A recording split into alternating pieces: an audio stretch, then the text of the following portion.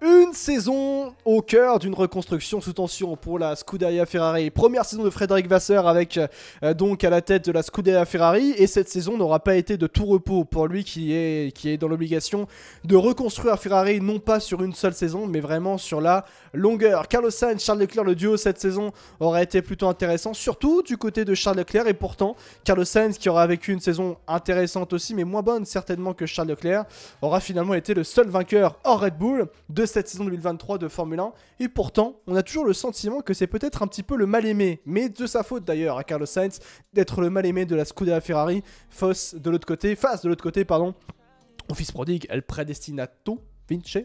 On va dire ça comme ça. Charles Leclerc qui ne s'est pas imposé en 2023, mais qui s'est affirmé réellement du côté de chez Ferrari en tant que nouveau leader de la Scuderia. Il a même été adoubé par Frédéric Vasseur comme nouveau leader, surtout par rapport au nouveau contrat qui va arriver par rapport à Charles Leclerc. Et ça, on va grandement en parler. En quelques mots, tiens, Baby Choum, pour commencer. Quel espoir tu avais dans cette saison 2023 avant de parler effectivement de toute la saison? Aucun. Aucun. J'avais clairement aucun espoir en cette saison 2023. Connaissant de toute façon le contexte qui allait arriver, effectivement, où c'était un chantier total. Ouais. Forcément, quand tu as un nouveau team principal qui arrive, tu as forcément ces idées, ces changements qui arrivent aussi. Et la vision de cette Ferrari ne lui convenait aussi pas, donc il y avait des changements à amener sur cette monoplace. Donc il a dû faire forcément avec une monoplace avec laquelle il n'a pas eu son mot à dire. Ouais. Donc il y a eu beaucoup de travail durant cette saison. Donc clairement je ne m'attendais à rien au niveau performance, je voulais juste être rassuré justement sur le plan structurel et la vision long-termiste en fait de l'écurie. Et là-dessus, j'ai pas non plus été déçu. Au contraire, je suis même plutôt optimiste pour la suite. Mais je m'attendais pas non plus à ce qu'on joue avec les Red Bull et à ce qu'on allait chercher je ne sais pas combien de victoires. Ouais. Franchement, la saison, et c'est sûr que sportivement, elle est compliquée, mais c'est pas non plus un fiasco total, quoi. C'est pas un fiasco total, c'est vrai, mais je me souviens un peu du début de saison quand il y a eu les premières prises de décision, notamment de Frédéric Vasseur. Notamment, tu te souviens, il y a eu les soi-disant tensions, encore c'est peut-être pas soi-disant tensions, mais des petites tensions entre Frédéric Vasseur et la direction, tout simplement, de Ferrari, tout simplement, avec Elkann et Vigna. Ça t'a pas inquiété directement quand on a entendu tout ça? Bah, le truc en fait, c'est que oui, il y a une saison en deux temps. Ouais. En fait, c'est pour ça, la première partie de saison, c'est sûr qu'elle est très compliquée et à tous les niveaux. Où forcément il y a beaucoup de blabla parce que tout est neuf et que on se pose énormément de questions et que on s'est dit qu'on sortait d'une saison 2022 bon certes décevante mais on sentait qu'il y avait quelque chose à faire, à une saison 2023 où il y a tout à refaire. On s'attendait peut-être, certains s'attendaient forcément à une voiture à minima aussi bonne que le début de la saison dernière. Au final, bon, ça n'a clairement pas été le cas. Mais ces tensions-là, elles naissent et c'est normal. À chaque fois que tu as une nouvelle personne qui arrive à un poste clé, ça va susciter énormément de débats. Donc on va beaucoup parler. Et c'est sûr certains vont aussi tirer des conclusions beaucoup trop rapidement. Mais j'ai envie de dire, ça fait aussi partie du jeu. Où ça fait quand même plus de 15 ans qu'on attend quelque chose du côté de chez Ferrari. Et oui, chaque année, on se dit peut-être que. Mais bon, au final, plus les années passent, plus tu relativises et tu te dis bon, tant pis, le nombre de fois que j'ai gueulé l'année dernière en me disant putain, c'est bon, c'est notre année. Bon, encore une fois, voilà, j'ai bu la tasse pour la 15e fois et voilà, on est reparti à la bataille pour 2024. Mais ça fait partie du jeu. Tous ces questionnements, ces débats sur est-ce que c'est la bonne personne, c'est normal. Ouais. C'est normal. Est-ce que toi, Tristan, de ton côté, tu t'attendais à une saison 2023 de cette manière-là ou d'une certaine manière, il fallait accepter que Ferrari se reconstruise et sacrifier en fait saison 2023? En termes de performance, il y a énormément de déceptions. Parce que, il y a quand même une année 2022 où Ferrari... gagne, tout simplement. Pendant 10 GP, Ferrari joue le titre, j'ai un peu envie de dire, entre guillemets. Mais non, sur cette année 2023, il y a clairement un déficit de performance. Mais par contre, je crois que depuis que je regarde la F1 chaque saison, c'est-à-dire à peu près 2017, j'ai jamais vu une Ferrari autant structurée. En tout cas, l'image que Ferrari donne... les choix cette année ont majoritairement été bons. On n'a pas vu des choix ridicules comme on a vu en 2022. Je regardais encore, là il y a les stats, Ferrari cette année a fait son arrêt au stand le plus rapide de toute son histoire. Voilà. Ah ouais? Il y a des choses qui... Ouais, voilà, c'était au Qatar, 1,97, c'est l'arrêt au stand le plus rapide de l'histoire de Ferrari. Enfin, c'est des choses, j'ai l'impression que Frédéric Vasseur, on a beaucoup dit, il ne faudra pas juger trop vite. Bah, moi j'ai envie déjà de juger Frédéric Vasseur sur cette saison, et franchement ce qu'il apporte, je trouve, c'est une clarté dans les médias. Il se cache pas, voilà, il se cache pas derrière. J'ai pas envie de choisir un numéro 1, un numéro 2. Au début de la saison, il a été très clair. J'ai 2 pilotes numéro 1. À la fin de saison, il a été très clair. Il y a Charles Leclerc et il y a Carlos Sainz dans cet ordre. Et franchement, ça fait du bien à Ferrari, j'ai l'impression. Alors maintenant, il manque ce côté performance que j'espère l'année prochaine ils vont réussir à un petit peu retrouver, mais bon, c'est compliqué avec les moteurs qui ne bougent pas, etc. La réglementation actuelle. Mais en tout cas, Ferrari a, en termes d'administratif, en termes de relationnel, j'ai l'impression que Ferrari a les moyens de se battre pour le titre là. Il manque plus que la performance. La performance qui arrivera, et tu parlais très bien de Frédéric Vasseur en disant que c'est une première saison qui a été extrême. Pour le coup, je trouve que sa saison, en tout cas, lui, elle est réussie. On ne peut pas oublier que Frédéric Vasseur, il arrive du côté de la Skoda Ferrari. Vous l'avez très bien dit, avec une voiture qu'il n'a pas faite, sous une direction qu'il n'a pas acceptée. C'est que on lui a donné un fardeau presque d'une certaine manière à Frédéric Vasseur. Et surtout faire une saison où dans le même temps, il doit faire un énorme ménage. Et en interne, dire à des gens, bah moi j'ai pas envie de t'avoir ici, faut que tu partes, voilà, d'une certaine manière, je me sens pas de travailler avec toi, notamment au niveau de la direction technique avec les différents départements. Ça aussi de faire un gros ménage tout en faisant évoluer sa monoplace, la monoplace en tout cas qu'il n'a pas créée en tout cas sous sa direction. C'est très dur en fait pour un team principal de trouver de la performance tout en cherchant une reconstruction sur le long terme. Mais le problème pour Frédéric Vasseur et Huchum, c'est que il n'est pas patron de n'importe quelle écurie, c'est la Skoda Ferrari. Donc en fait, tu dois gagner même quand chez toi c'est la merde en fait. Et ça c'est très dur pour Frédéric Vasseur pendant cette première saison. Ouais, bah après c'est l'ADN de l'écurie, évidemment qu'on attend qu'elle gagne à chaque année, qu'elle soit performante chaque année. On l'a bien vu que c'était pas possible.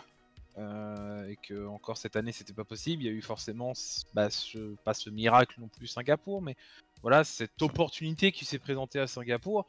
Et c'est là-dessus qu'aussi cette saison est bonne, comme l'a dit Tristan, au niveau structurel et organisation. C'est que on a réussi à optimiser un week-end qui ne nous était pas promis. Ouais. Et ça peut être la base de quelque chose d'important pour la suite. C'est surtout qu'en fait il a réussi, Vasseur, dans une saison oui un petit peu compliquée sur la piste, mais il a réussi à unifier cette écurie, je trouve. Tu vois, il y a moins de blabla. Il y a du franc, en fait. Ouais, il a réussi à unifier sans pour autant créer l'équipe d'Italie. Ouais. Et aussi dans son recrutement, ça c'est hyper intéressant je trouve. Et on en parle un petit peu moins en fin de saison parce que c'est normal, on en a surtout beaucoup parlé en début de saison. Il y a déjà des recrutements en 2024 qui vont arriver, mais aussi en 2025. Où t'as l'impression qu'il y a une vague multiculturelle pour le coup de personnes qui arrivent chez Ferrari et pas uniquement un point de vue italien. Oui. Et je pense que ça va faire beaucoup de bien pour le coup parce que le point de vue uniquement basé sur l'Italie, faire maison, etc. En fait, ça n'apportait pas la stabilité qu'on pourrait croire. Et ce côté d'avoir plusieurs avis de plusieurs cultures différentes sur une voiture, pour le coup, ça peut apporter de la performance, je pense, et les recrutements vont commencer à se voir en 2024 et puis après en 2025 et 2026 aussi. C'est vrai qu'il y avait aussi notamment le départ de Laurent Mekies, qui était quand même une personne forte notamment. Qui est parti? Iñaki Rueda, est-ce qu'il est parti? Je ne sais plus s'il est parti, Iñaki Rueda. Non, il n'est pas parti, Rueda. Par contre, il a été relégué à des tâches au shot, c'est ça? Il est plus sur les Grands Prix. Il est plus sur les Grands Prix. Il est plus sur les Grands Prix, il est à Maranello. Globalement, il comme ça, il récupère les shots en gros. Iñaki Rueda. Mais il y a eu aussi notamment le départ de David Sanchez aussi également. Qui était un personnage aussi important de la Scuderia Ferrari. Il y a eu beaucoup de départs, hein, bien sûr. Virer Xavi, non, Xavi restera par contre. Et puis bien sûr, il y a eu notamment par rapport à l'arrivée de prochains éléments du côté de la Scuderia Ferrari. Ferrari va renforcer ses nouveaux avec des nouveaux ingénieurs. D'ici début 2024 arriveront une quinzaine de jeunes ingénieurs 4 ou 5 ont déjà d'ailleurs rejoint les effectifs et devront renforcer d'ailleurs le domaine de la simulation et contribuer aussi à accélérer et rendre le développement aussi plus efficace. C'est ce qui manquait d'ailleurs sur les dernières années à la Scuderia Ferrari, c'est d'être plus rapide dans l'exécution. Pas seulement notamment au niveau des stratégies, mais aussi bien sûr au niveau du développement de la monoplace. Quand tu prends la comparaison directement à Red Bull, alors bien sûr Red Bull était à des années-lumière en termes de performance, mais il y avait surtout une exécution qui était saine et une exécution dans les choix qui sont faits avec une confiance, même s'ils se trompaient. Ils se sont jamais quasiment trompés d'ailleurs cette année, mais même s'ils se trompaient, ils allaient assumer et dire bah on s'est trompé, tant pis c'est pas grave, on fera mieux la prochaine fois et on le fera bien la prochaine fois. Alors que du côté de chez Ferrari, alors vous parliez tous les deux de l'aspect qu'on sentait Ferrari plus unifié et plus structuré, mais c'est très loin d'être parfait, mais c'est logique. Bien sûr, c'est le début. C'est la genèse de tout ça et forcément c'est l'an 1, de Vasseur. Oui. Hein, forcément. Là-dessus, pour le moment, effectivement, ça a été une réussite. Évidemment, ça ne garantit pas le succès tant espéré et qu'on attend tous. Bien sûr, ouais. Évidemment, mais c'est quand même quelque chose d'encourageant en soi à ce niveau-là. Cette unité qu'il y a au sein de la Scuderia, elle va être en fait très importante pour la suite. Tu parlais justement de fonctionnement Red Bull. Eux, en fait, ils te pondaient une voiture parfaite, ils t'emmenaient une évolution et c'est bon, la saison elle est finie, on sait qu'on va finir devant. Ouais. Le point faible aussi qu'avait Ferrari ces dernières saisons, c'était par moment te pondre une voiture qui est performante en début de saison, mais t'arrivais pas à la rendre aussi performante en fin de saison. En fait, il y avait une cassure durant la saison en fait en termes de développement et d'optimisation de la voiture, qui fait qu'en fait le développement ne suivait plus et que forcément tu te faisais rattraper par les écuries concurrentes derrière. Là, ça a été un petit peu l'effet inverse cette saison, où oui, t'as des nouveaux hommes forts qui sont arrivés à des postes clés. Qui sont obligés de faire avec une voiture, comme tu l'as dit, qu'ils n'ont pas conçue et qui ne convient pas aux pilotes. Donc ça, il a fallu 6 mois pour le comprendre. Et une fois que ça a été compris, bon, ça a été un petit peu mieux. Ça cassait pas non plus la baraque, certes, mais il y a quand même un petit motif de satisfaction de se dire, ok, ils sont capables de optimiser ce qui était mal parti à la base. Ouais. Donc je te dis que si tu arrives à rendre une voiture compétitive dès le premier Grand Prix, il n'y a plus qu'à espérer qu'elle le soit aussi à la dernière course. Ouais. Et c'est l'objectif, à mon avis, le plus rapidement possible à atteindre pour Ferrari, avant de viser quoi que ce soit. C'est d'être vraiment constant sur une saison complète.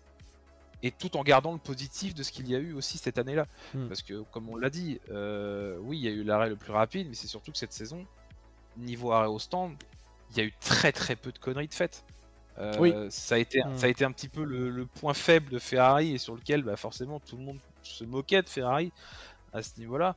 Mais cette année, il n'y a pas grand-chose à dire. Évidemment, il y a eu quelques ratés, mais ça fait partie avec Red Bull des écuries qui ont fait le plus d'arrêt au stand sous les 2 secondes 5.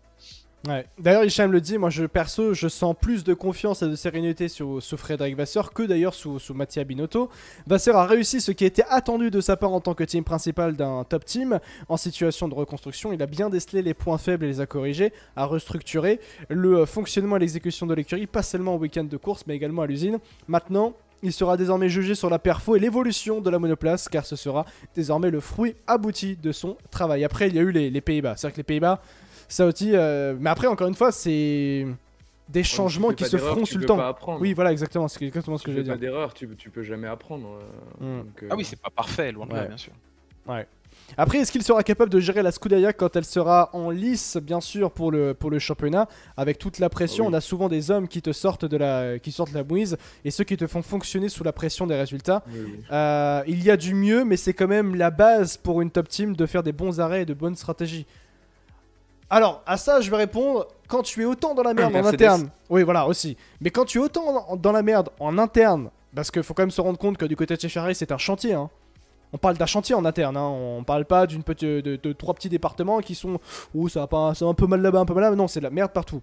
Et parce que quand on parle de reconstruction, on parle quand même de reconstruire une écurie qui a écrit l'histoire de la Formule 1. Et ben ça prend du temps, parce qu'il y a une philosophie peut-être à changer, il y a des manières de penser peut-être à changer, il y a des états d'âme bien sûr peut-être aussi à changer, et ça prend du temps, et c'est peut-être le moment où justement on peut laisser le temps au temps à la Scuderia Ferrari. Bah c'est ça, et puis c'est surtout qu'en plus on parlait de ça à un moment justement, de se dire bon, il y a une unité, voilà, pro-italienne, on reste que entre Italiens. Bon, force est de constater que ça ne marche pas et que c'est compliqué. Ouais. En fait, surtout aujourd'hui. Et c'est là aussi l'avantage qu'a Vasseur. C'est qu'il arrive en tant que Français en ne parlant pas italien. Ouais. Donc lui, tout ce qui va être politique, jeu copain-copain, il s'en fout. Il s'en fout de tout ça. Lui, ce qu'il veut, c'est mettre la Scuderia Ferrari sur la plus haute marche. Peu importe la façon dont il faut procéder. Et justement cette année, en priorisant Carlos Sainz pour aller remporter le Grand Prix de Singapour plutôt que Charles Leclerc. Ce qui était d'ailleurs peut-être un crève-cœur pour certains. Oui, non mais voilà, mais c'est des choix à faire, mais c'est comme il l'a assumé déjà très très tôt dès son arrivée, c'est que c'est l'écurie qui doit gagner. Ouais. C'est l'écurie en fait qui doit triompher avant tout. Les choix des pilotes, il le fera quand il sera en place, et on l'a bien vu sur cette fin de saison, les déclarations sont quand même assez claires pour l'avenir. Ouais.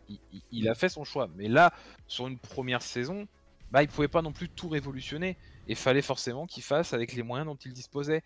Et on en parlait juste avant de monter avec Tristan. Il y a eu très très peu de calls, en tout cas, qui ont ruiné un pilote ou ruiné une stratégie, tu vois. Ouais. C'est que ça a été fait pour le bien de la Scuderia avant tout. Ça lui a donné pas mal de crédibilité, nous dit Hicham, ces choix-là. Salut Romeseb, j'espère que tu vas bien. Oui, je vois, c'est pour ça qu'il faut pas trop s'enflammer comme on le fait tous les ans, parce qu'il y a encore beaucoup à faire. C'est pour ça justement que là maintenant du côté de la Scuderia Ferrari, c'est que... Et c'est très dur de dire ça, mais... et c'est même un peu bizarre d'ailleurs de dire ça, mais il faut laisser le temps à Ferrari. Quand même fou de dire ça pour une écurie qui arrive en 1950 quand même, hein. Mais il faut laisser le temps à Ferrari quand même, c'est assez dur même de dire ça d'ailleurs. Non, il a laissé devant celui qui arrivait devant le samedi à chaque Grand Prix, il a fait ça, nous dit Lorraine, pas tout le temps non plus. Hein. D'ailleurs, Grand Prix d'Italie, hein.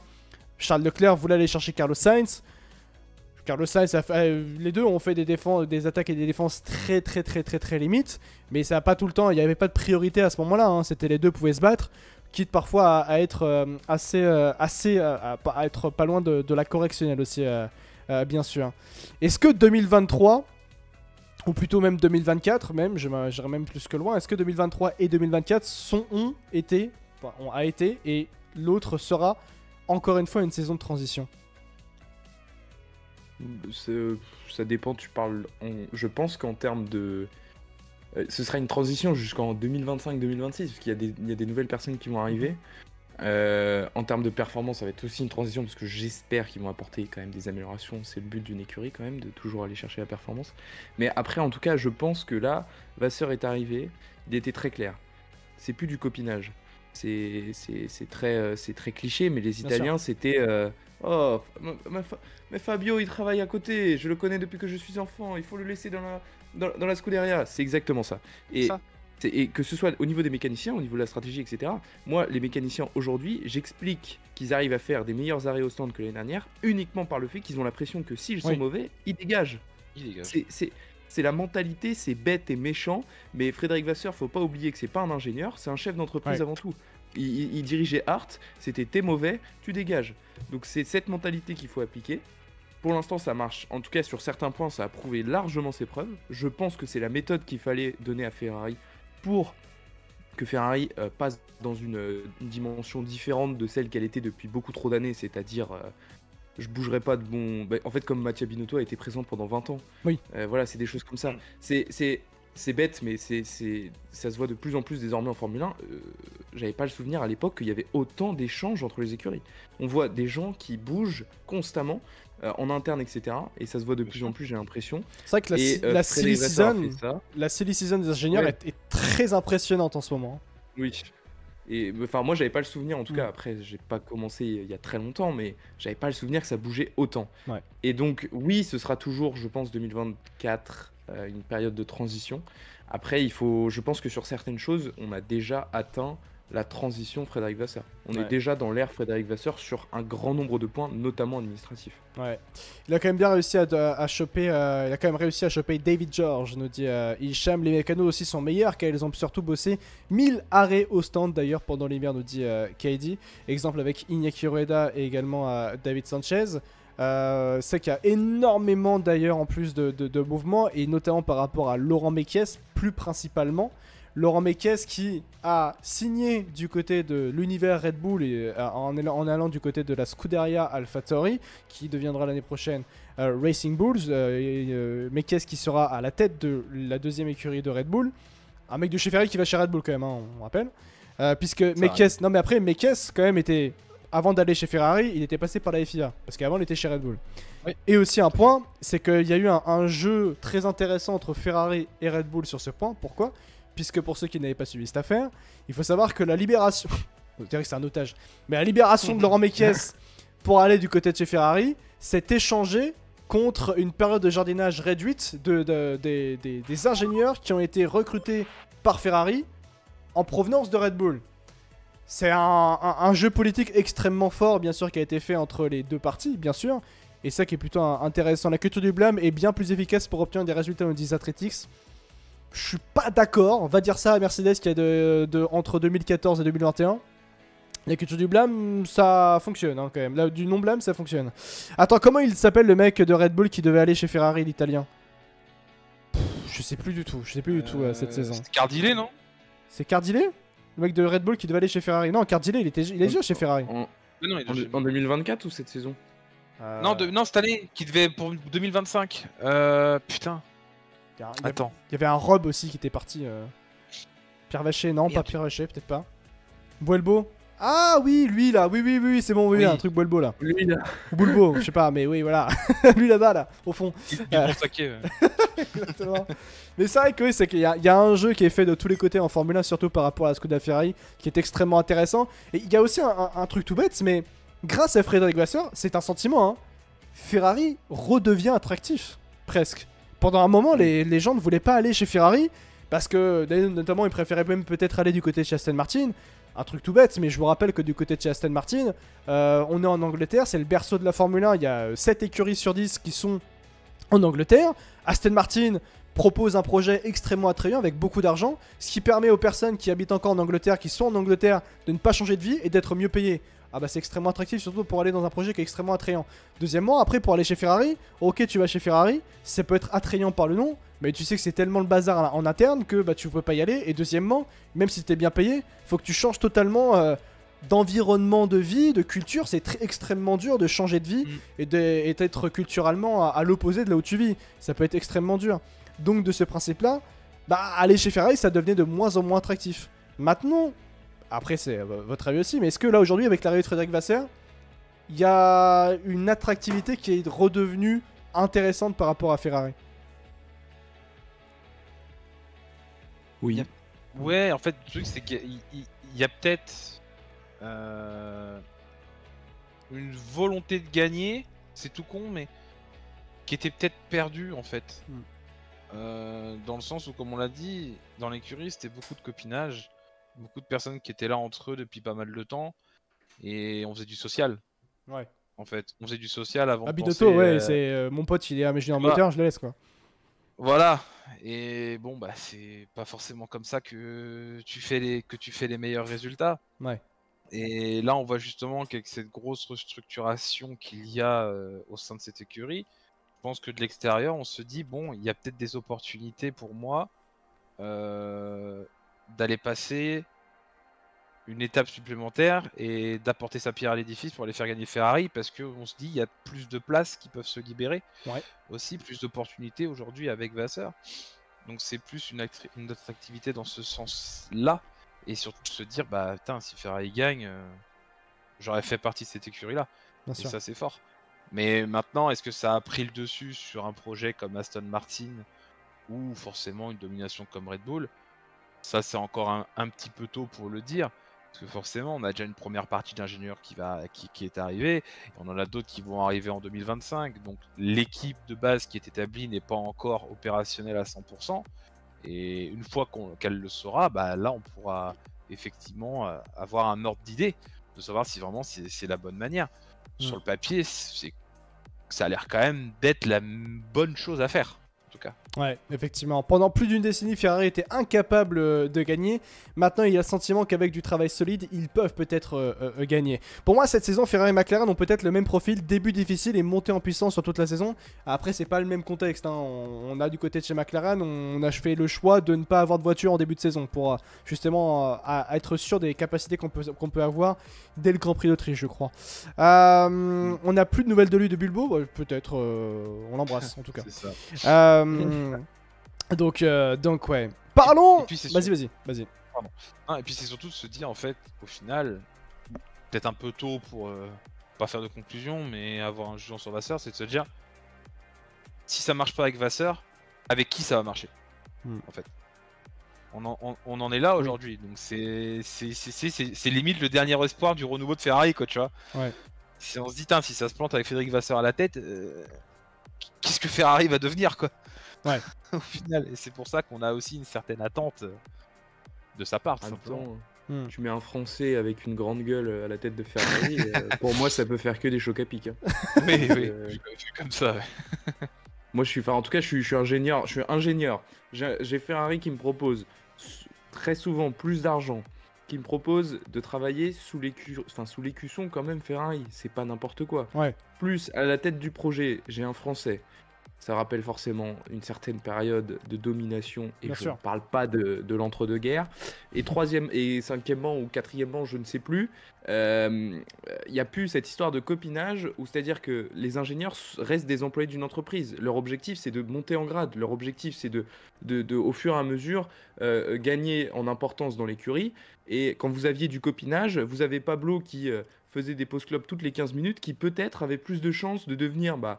chef de secteur, je sais pas, transmission, alors que David, le bon anglais, qui travaillait 30, 40, 70 heures par semaine, et bah lui, il avait moins de chance juste parce que c'était pas du copinage. Donc je pense qu'il y a un ensemble qui fait que Ferrari arrive à recruter du monde aujourd'hui. N'oublions pas que Vasseur a mis à l'écart dès son arrivée à l'écart l'ingénieur sur le muret qui faisait la liaison avec les hommes du garage. Pour moi, Vasseur, c'est enfin la bonne décision depuis le recrutement de Charles Leclerc, estime Vesti. Et d'ailleurs, Charles Leclerc, on va en parler maintenant.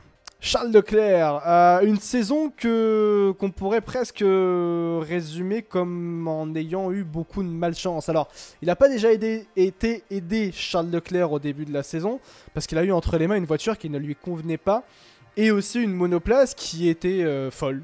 On va dire ça comme ça. Alors, il y avait de la performance qui pouvait être débloquée, oui, mais elle était beaucoup trop instable, cette voiture Baby Chaume, au début de la saison. Elle a été, on va dire, polissée au fil de la saison, bien sûr, surtout dans la dernière partie de saison.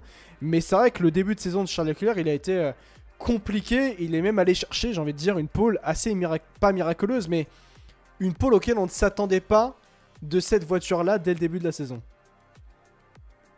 Ouais, c'est un peu ça. C'est que ça a été un début de saison extrêmement poussif. Extrêmement compliqué pour Charles Leclerc. Au-delà des performances sportives aussi, voilà, il y a eu des problèmes de fiabilité déjà dès le premier Grand Prix, donc ça te met déjà dans la sauce pour le lancement de la saison.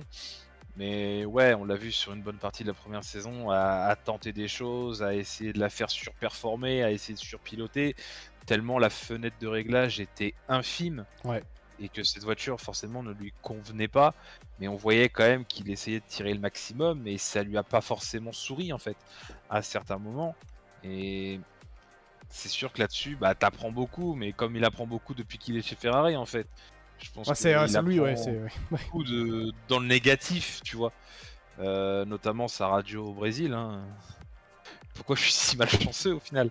T'en es à te demander ça, parce qu'en fait, on voit que oui, il a fait des erreurs. Il en a fait. Il est pas blanc comme neige non plus cette saison, faut aussi le dire, hein, évidemment. On tapera sur Carlos tout à l'heure, mais voilà, il y a des moments aussi, il faut le reconnaître, et il faut aussi taper sur Charles par moment, parce qu'il n'a pas non plus été parfait dans cette saison. Mais voilà, il n'a pas non plus été aidé aussi par la voiture qui a été très très compliquée à optimiser, en tout cas sur la première partie de saison.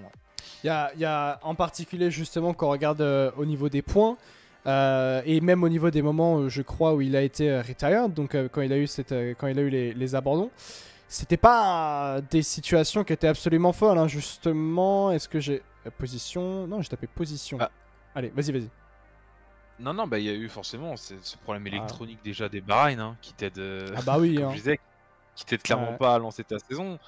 T'as forcément son abandon aussi en Australie. C'est de sa faute. Déjà, Ouais, là pour le coup, Voilà. c'était aussi de sa faute. On est déjà au bout de 3 courses, t'as 2 courses à 0 pointé, tu fais bon, ta saison elle se commence bien, elle commence très bien. T'as Miami, forcément, sa qualif, où bah il se fout dans le mur. T'as le Grand Prix d'Espagne qui est absolument catastrophique à tout niveau. Il a pas réussi à la comprendre une seule seconde du week-end, cette voiture, et le résultat de la course, bah forcément, ça se ressent en Espagne où ça a été très très compliqué pour lui. Donc c'est sûr que comptablement parlant, bah ouais, ça te crée quelque chose, un gap en fait assez important déjà au classement. Sur les positions, effectivement, déjà sur les, il y a 4 abandons dans cette 2023 de Formule 1 pour Charles Leclerc. Comparaison directe avec Carlos Sainz, il n'en a eu que 2 tout simplement. Carlos Sainz, dont un Grand Prix dont il n'a pas pris le départ, c'était au Japon, au Qatar, pardon. Effectivement, au premier Grand Prix de la saison, il y a les problèmes de bougie dans le moteur. Charles Leclerc ensuite en Australie, il y a son accrochage dont il est fautif bien sûr. Aux Pays-Bas, qu'est-ce qu'il a Charles Leclerc? Qui s'est passé aux Pays-Bas pour Charles Leclerc déjà? C'est contact premier tour avec le fond plat et après perte de perfo et ils le font box au 20e tour, je crois, parce qu'il est P16 ou quelque chose comme ça. Le plancher, ouais, effectivement. C'est sa faute aussi, enfin, c'est sa faute. C'est contact de course, donc bon, ça fait chier, c'est un peu sa faute, un peu la faute de. Je sais plus avec qui c'était le contact, mais bref. Ouais. Les USA, il est disqualifié. Alors pour le coup là, c'est absolument pas de sa faute. Au Brésil, il y a un problème moteur pour Charles Leclerc. Et surtout, ce qui était défini comme un problème moteur, mais c'était en tour de formation pour lui. C'est vrai que... Et en fait, ça fait écho surtout à quand même... sur l'avant-dernier Grand Prix de la saison, il lâche un pourquoi je suis si malchanceux. Et en même temps, on a quand même des rumeurs évoquant une prolongation de contrat de 5 ans. Alors, ça fait un peu, enfin, en termes de timing, ça fait un peu syndrome de Stockholm quand même. Hein. Non, moi c'est du génie. Vas-y. Pourquoi? Parce que il dit pourquoi suis-je malchanceux? Hop, il vient de gagner 10 millions sur l'année. Voilà. Non mais en vrai, c'est alors par contre pourquoi suis-je si malchanceux? C'est quand tu prends sa carrière globale, je pense chez Ferrari qui parle de ça parce que sa deuxième partie de saison après la Belgique, troisième, bon DNF, P4, P4, P5, techniquement P2, mais P3, P2, P2. Ça, c'est de la fin de saison excusez-moi. Ouais, non, je suis d'accord. Donc voilà. Mais après, oui, il y avait ce sentiment un peu général de ras-le-bol parce que, au final, même si on aime bien lui taper dessus parce que, justement, on en attend beaucoup, je pense, c'est quand même rarement de sa faute les abandons, quoi. Donc, c'est ça. C'est surtout ça. Car l'avantage, c'est que, alors pour le coup, il y a un truc, c'est que Carlos Sainz, sa saison, elle est beaucoup plus linéaire, elle est beaucoup plus. J'ai perdu le mot, mais voilà, elle est beaucoup plus constante, voilà. Mais par contre, quand il abandonne, c'est un peu plus souvent entre guillemets de sa faute, ou alors quand il fait un mauvais résultat, voilà. Mais Charles Leclerc, c'est ça qui est, je pense, quand il dit pourquoi je suis si malchanceux, c'est parce qu'en fait, le pauvre, quand il abandonne, c'est pas de sa faute, quoi. Ouais. Il avait ses mots au bout des lèvres, tout le monde l'attendait, attendait qu'il le dise aussi, bien sûr. Je vais réagir à ça juste après. Vas-y, Baby Show. Ça, c'est. Quand tu regardes ces dernières saisons, c'est quand même le top pilote le plus poissard, quoi. Ouais. c'est quelque chose d'absolument dingue, en fait, de se dire que s'il fait pas une erreur, c'est l'écurie qui va le saborder, en fait. Ouais. Par des problèmes évidemment de fiabilité ou des désastres stratégiques. Évidemment, dans un monde parfait, si tout se passait très bien, jamais de la vie il a que 5 victoires, quoi. Ouais. C'est surtout ça, donc oui, c'est de la malchance générale, ça, c'est sûr. Imaginez si seulement il était dans la Red Bull aujourd'hui. Après ça je ne sais pas, parce qu'encore une fois la Red Bull est réellement bien fitée justement pour Max Verstappen, ou du moins elle fit le même style de pilotage. C'est les mêmes. Je suis sûr pour le coup. Alors si tu mets deux Red Bull, tu mets les deux. Bon, déjà il y a saison 2021 bis, mais par contre il y a des grosses batailles, ça c'est sûr. Des grosses batailles, je pense que Verstappen quand même gagnerait, parce que je pense qu'elle ne fitterait pas assez bien Leclerc. Oui, bon, après, de toute façon, tu peux pas refaire le monde comme ça. Tu vois, mais. Oui, d'accord. Sans oublier les 2 safety cars qui lui coûtent aussi probablement peut-être 2 victoires, notamment. Je pense aussi à Las Vegas. À Las Vegas, je pense qu'il pouvait aller gagner, notamment c'est la safety car qui lui nique tout, littéralement à Las Vegas. Et bien sûr aussi à Sao Paulo. Je pense pas qu'il irait gagner à Sao Paulo, mais c'est vrai qu'il part. J'avais quand même un bon espoir quand même qu'il aille chercher où se battre et prendre des opportunités. Il aurait pu embêter. Franchement, la Ferrari au Brésil était très rapide en ligne droite. Bien et sûr. je pense que même si pour le coup, c'était un des grands prix, un peu comme Las Vegas, où ils auraient pu titiller les Red Bull. Ils n'auraient pas forcément gagné, mais au moins, en tout cas, quand tu vois l'efficacité de la Ferrari avec le DRS ouvert, il aurait pu faire embêter Max au moins une 10-15 tours. Ouais, Monza aussi c'était différent, mais Monza il a été battu effectivement par Carlos Sainz. À ne pas oublier un autre point aussi par rapport à tout ça aussi, mais c'est le fait que Carlos Sainz, que Charles Leclerc retrouve Frédéric Vasseur. C'est un truc tout bête, mais il retrouvait Frédéric Vasseur effectivement à Charles Leclerc. Est-ce que ça a été quelque chose...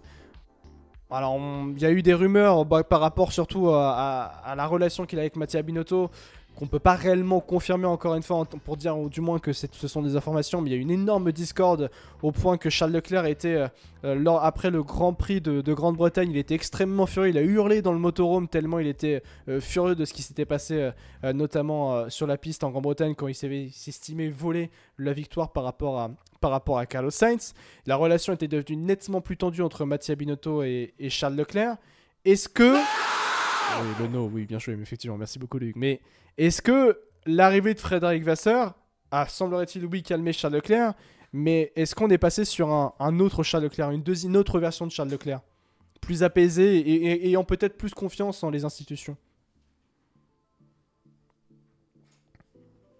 Oui, peut-être, dans un sens, de se dire que forcément, il y a eu cette saison de non-retour en 2022, où quand t'as une cassure avec ton team principal, c'est un peu plus compliqué de performer.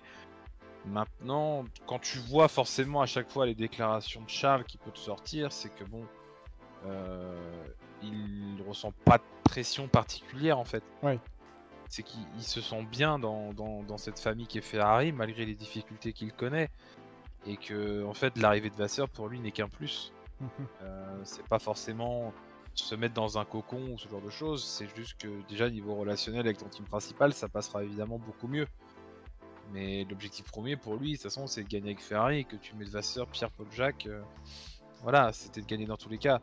Mais c'est sûr que tu peux pas omettre qu'il y a un passif entre ces deux hommes-là, effectivement. Ce qu'ils ont tenté tous les deux, enfin surtout Vasseur, il a tenté de dire oui, ok, j'ai eu Charles Leclerc avant, mais ça change rien par rapport au travail que j'ai avec lui.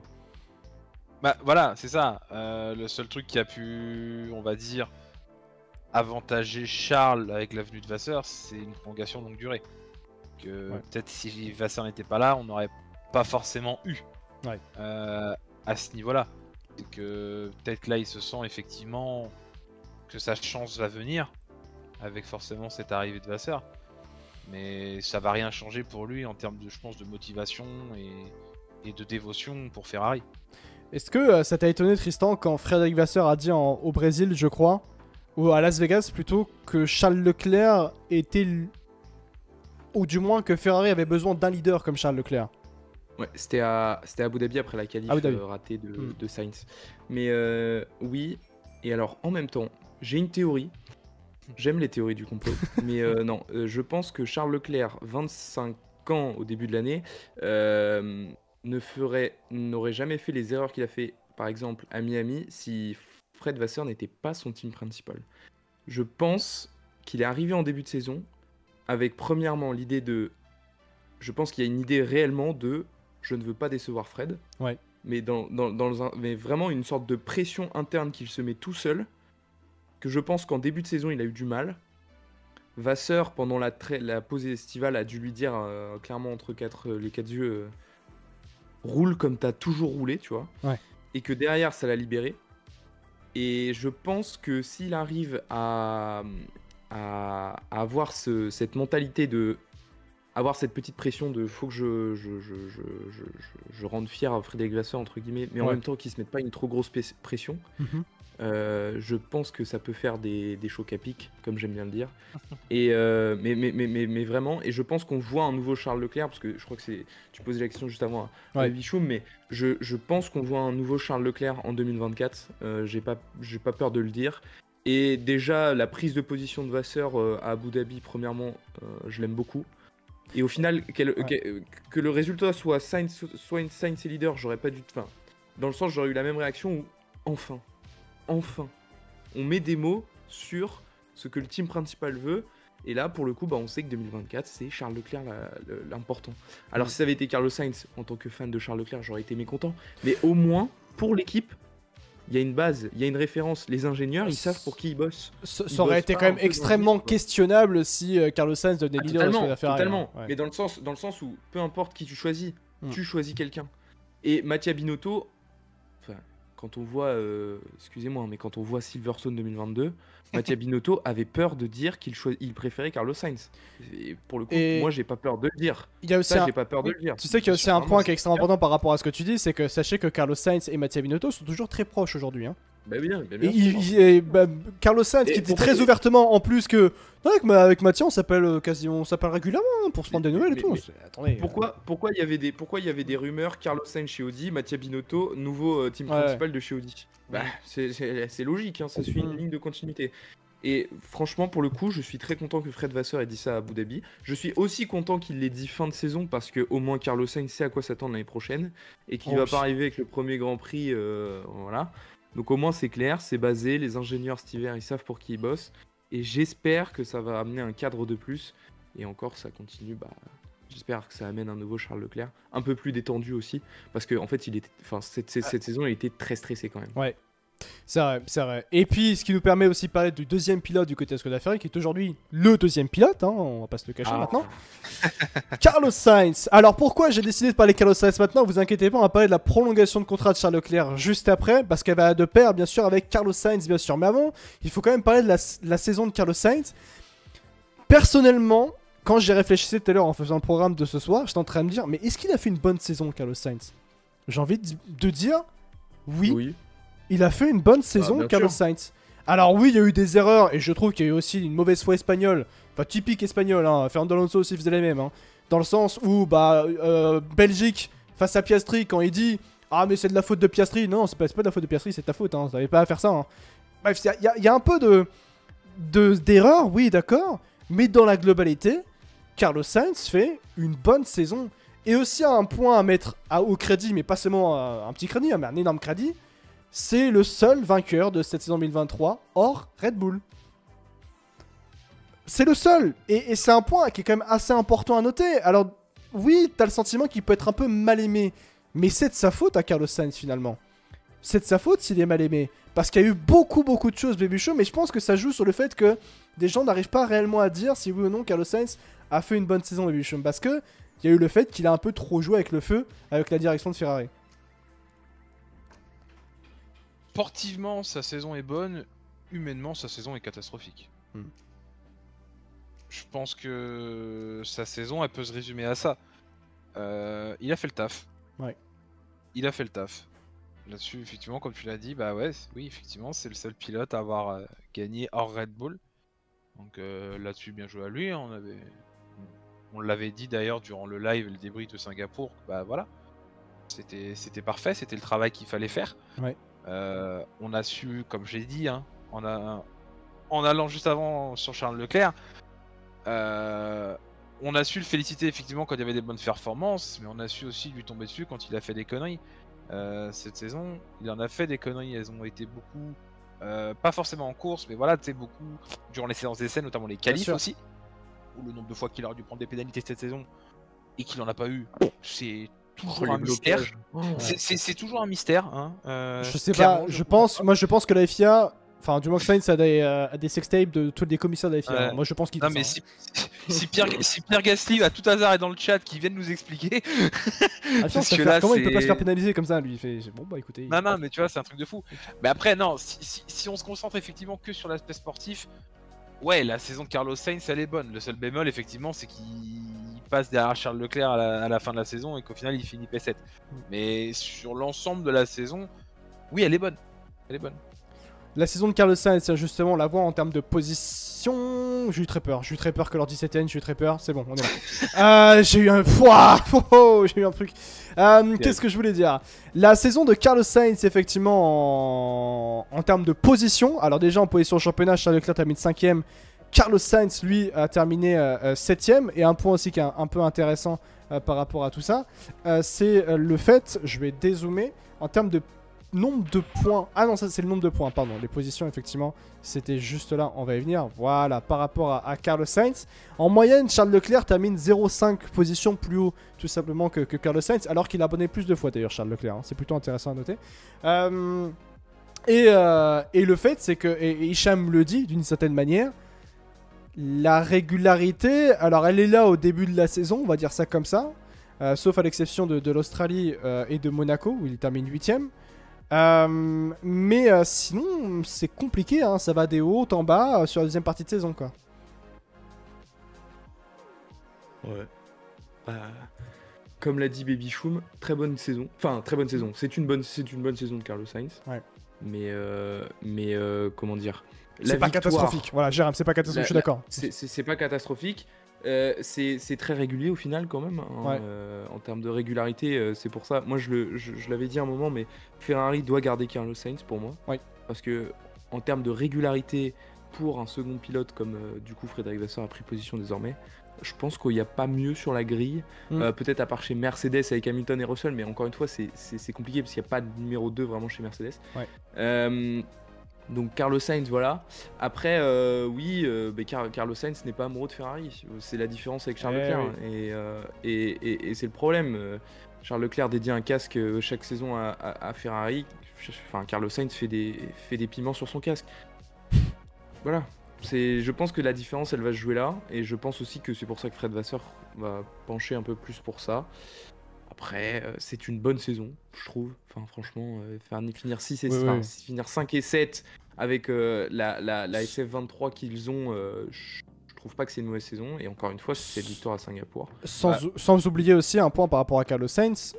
Singapour, il y a Singapour qui gagne, mais Las Vegas aussi. Las Vegas, je pense qu'on oublie beaucoup. Oui. Il y en a beaucoup dans le chat, plutôt. Je pense à Hicham. Hicham, t'oublies beaucoup qu'à Las Vegas, il se prend une bouche d'égout dans le popotin qui détruit sa voiture, alors que la voiture de base elle est bonne, hein, comme on l'a vu avec Charles Leclerc. Et ça, à deux, il joue la win. Hein. Ah oui, à 2 il joue totalement la win. Hein. Donc, mais il manquait la seconde voiture, c'est clair. Ouais. Il manquait une deuxième voiture. Pour forcer Max à box et à une stratégie un peu décalée, mais sinon il jouait la win. Ouais. Il est catastrophique dans l'image, nous dit Loïc, mais sportivement, il a répondu président Leclerc, un pourcentage plus élevé en termes de position, mais ce pourcentage est peut-être biaisé aussi par ses abandons. C'est plus simple d'avoir un pourcentage plus élevé si tu finis qu'une course sur 3, nous dit Rerem dans le chat. Eh ouais, mais en finissant une course sur 3, à la fin de la saison, il est devant. Ben ouais, non mais c'est pareil. Non mais on en parlait avec Baby Choum dans le stream, on parlait justement de Sainz et de Leclerc. Leclerc, rythme de qualif, est plus rapide. Leclerc, rythme de course, est plus rapide. Est-ce que ça veut dire que Sainz a fait une mauvaise saison? Pas du tout. On dit juste que pour le coup, enfin moi en tout cas je dis juste et je pense que Baby Choum me suit sur ce point-là. Les deux font une saison correcte, voire peut-être bonne. Sainz a la victoire. Encore une fois, je le maintiens, sans Leclerc qui est ruiné en stratégie, il gagne jamais à Singapour. C'est là l'intérêt des deux voitures. Et tant mieux pour Ferrari qui gagne. Mais et il a sa victoire. Mais par contre, il termine derrière au championnat parce que y a des moments où il a pêché et que Leclerc a réussi peut-être à plus, inverser ces moments-là. Ouais. Alors après, Kalishman, 30 pôles, 3 victoires. Je rigole, non, pas toi, Jérém, pas toi, Jérém, mais Vance. Il est bon de rappeler que la Ferrari aussi est faite pour elle est très bonne pour sortir les performances exceptionnelles le samedi. Par contre, le dimanche, en termes de rythme de course, intouchable les Red Bull. Hein. Écoutez-moi bien. Non mais c'est surtout que le dimanche. On dit la Ferrari est très bonne. La Ferrari est très bonne le samedi. Combien de pôles de Carlos Sainz cette Oui, aussi, tu vois, mais bien sûr. Non mais excusez-moi, mais Charles Leclerc sort de la SF23 en qualif et de toutes les Ferrari qu'il a eu dans les mains. Il sort quelque chose que même Carlos Sainz n'arrive pas à sortir. Et la SF23 est catastrophique en course parce qu'ils ne savaient pas la prédire cette année. Oui. Mais prendre ce ratio pôle-victoire qui n'a absolument aucun intérêt en termes de comparaison. À part faire des stats sur Twitter, hein. On l'a fait sur off-track, on l'a dit ouvertement. À part faire des tapines, comme je le fais, ça n'a aucun intérêt, vraiment. Ouais. Et il a la pole aussi la plus importante pour Ferrari à Monza, nous dit. C'est le tour le moins dur, faut juste appuyer sur l'accélérateur. La mauvaise foi. La mauvaise foi. Surtout Leclerc qui est bon en qualif, oui, c'est un monstre en qualif, bien sûr, Charles Leclerc. Mais alors, on en parlait aussi, tu parlais du fait que Carlos Sainz n'est pas un amoureux de Ferrari, et ça joue énormément. Bien sûr. Pour rappeler effectivement sur la saison de Carlos Sainz, alors sportivement parlant on a vu, mais en interne, il s'est passé énormément de choses effectivement entre Carlos Sainz et la Scuderia Ferrari et Audi. Ne pas oublier ça, parce que c'est pas seulement Carlos Sainz lui-même, c'est la famille. Hein. La famille qui s'est impliquée dans les petites affaires, tout ça, forcément, parce que c'est un peu la famille qui gère la carrière de Carlos Sainz, puisque depuis le début de la saison, il y a des discussions entre Audi et Carlos Sainz. Et la famille Sainz dans la globalité, la daronne aussi semblerait-il, hein, nous dit Hicham. Sur les réseaux, c'est une catastrophe. Voilà, mais en fait, c'est l'aspect où je pense que la famille a beaucoup joué dans le mauvais côté de Carlos Sainz. Et a peut-être fait ressortir le mauvais Carlos Sainz humainement parlant. Et au point même où tu dis que les Sainz ont manqué de respect à Ferrari. Mais en tout cas, moi je vois que les Sainz ont manqué de respect à Ferrari sur certains aspects. Notamment quand le père Sainz dit ouvertement... Ah oui, Audi a fait une offre et c'est bien qu'ils ont fait une offre, ça nous fait plaisir. Voilà, super. Point de vue entourage, oui, c'est clair que ça l'a pas aidé. Maintenant, là-dessus, c'est ce qu'on en parlait justement sur ces rumeurs Audi, où sur ce point de vue-là, c'était Carlos qui était plus mis en difficulté qu'autre chose. Le fait que le père dit ça ne mettait en aucun cas en avant les qualités qu'a Carlos Sainz. Loin de là, je pense que ça l'a desservi dans un moment où il y avait clairement pas besoin de ça dans l'écurie et que le mot d'ordre c'était unité. L'unité, l'optimisation et la concentration. Et au final, le clan Sainz s'est un petit peu fait voler ça en éclats pendant un moment. Et je dis pas que ça aurait joué son image, parce que moi j'arrive quand même à discerner forcément son entourage et ce que nous a montré Carlos Sainz, tu vois. Là-dessus, il est pas non plus exempt de tout reproche. Mais c'est sûr que oui, les déclarations en interne, c'est con, mais aujourd'hui, tu vois, les réseaux sociaux ont pris une place absolument folle, et c'est limite, tu peux pondre des articles là-dessus juste sur un retweet ou sur une connerie du genre, et quand tu vois ce que faisait la mère justement de Carlos avec les trucs sur Charles Leclerc. Attendez, j'ai raté un épisode avec la daronne de Carlos Sainz. Ah mais tu rigoles ou quoi? T'as littéralement la maman de Carlos Sainz qui like des tweets en mode Charles Leclerc, il aime pas Ferrari, etc. Voilà, en mode il est surcoté, c'est une grosse merde, mon fils est le meilleur, et puis voilà, tu vois. Mais littéralement. Et t'as Charles Leclerc qui relike des tweets qui disent l'inverse, tu vois. Voilà, c'est ça. Non, je crois que il dit Charles Leclerc n'a pas d'éthique ou quelque chose comme ça. Et du coup, Charles Leclerc retweet like un tweet. Enfin bref, c'était une histoire. La daronne qui like des choses comme si Leclerc reste, alors Sainz partira.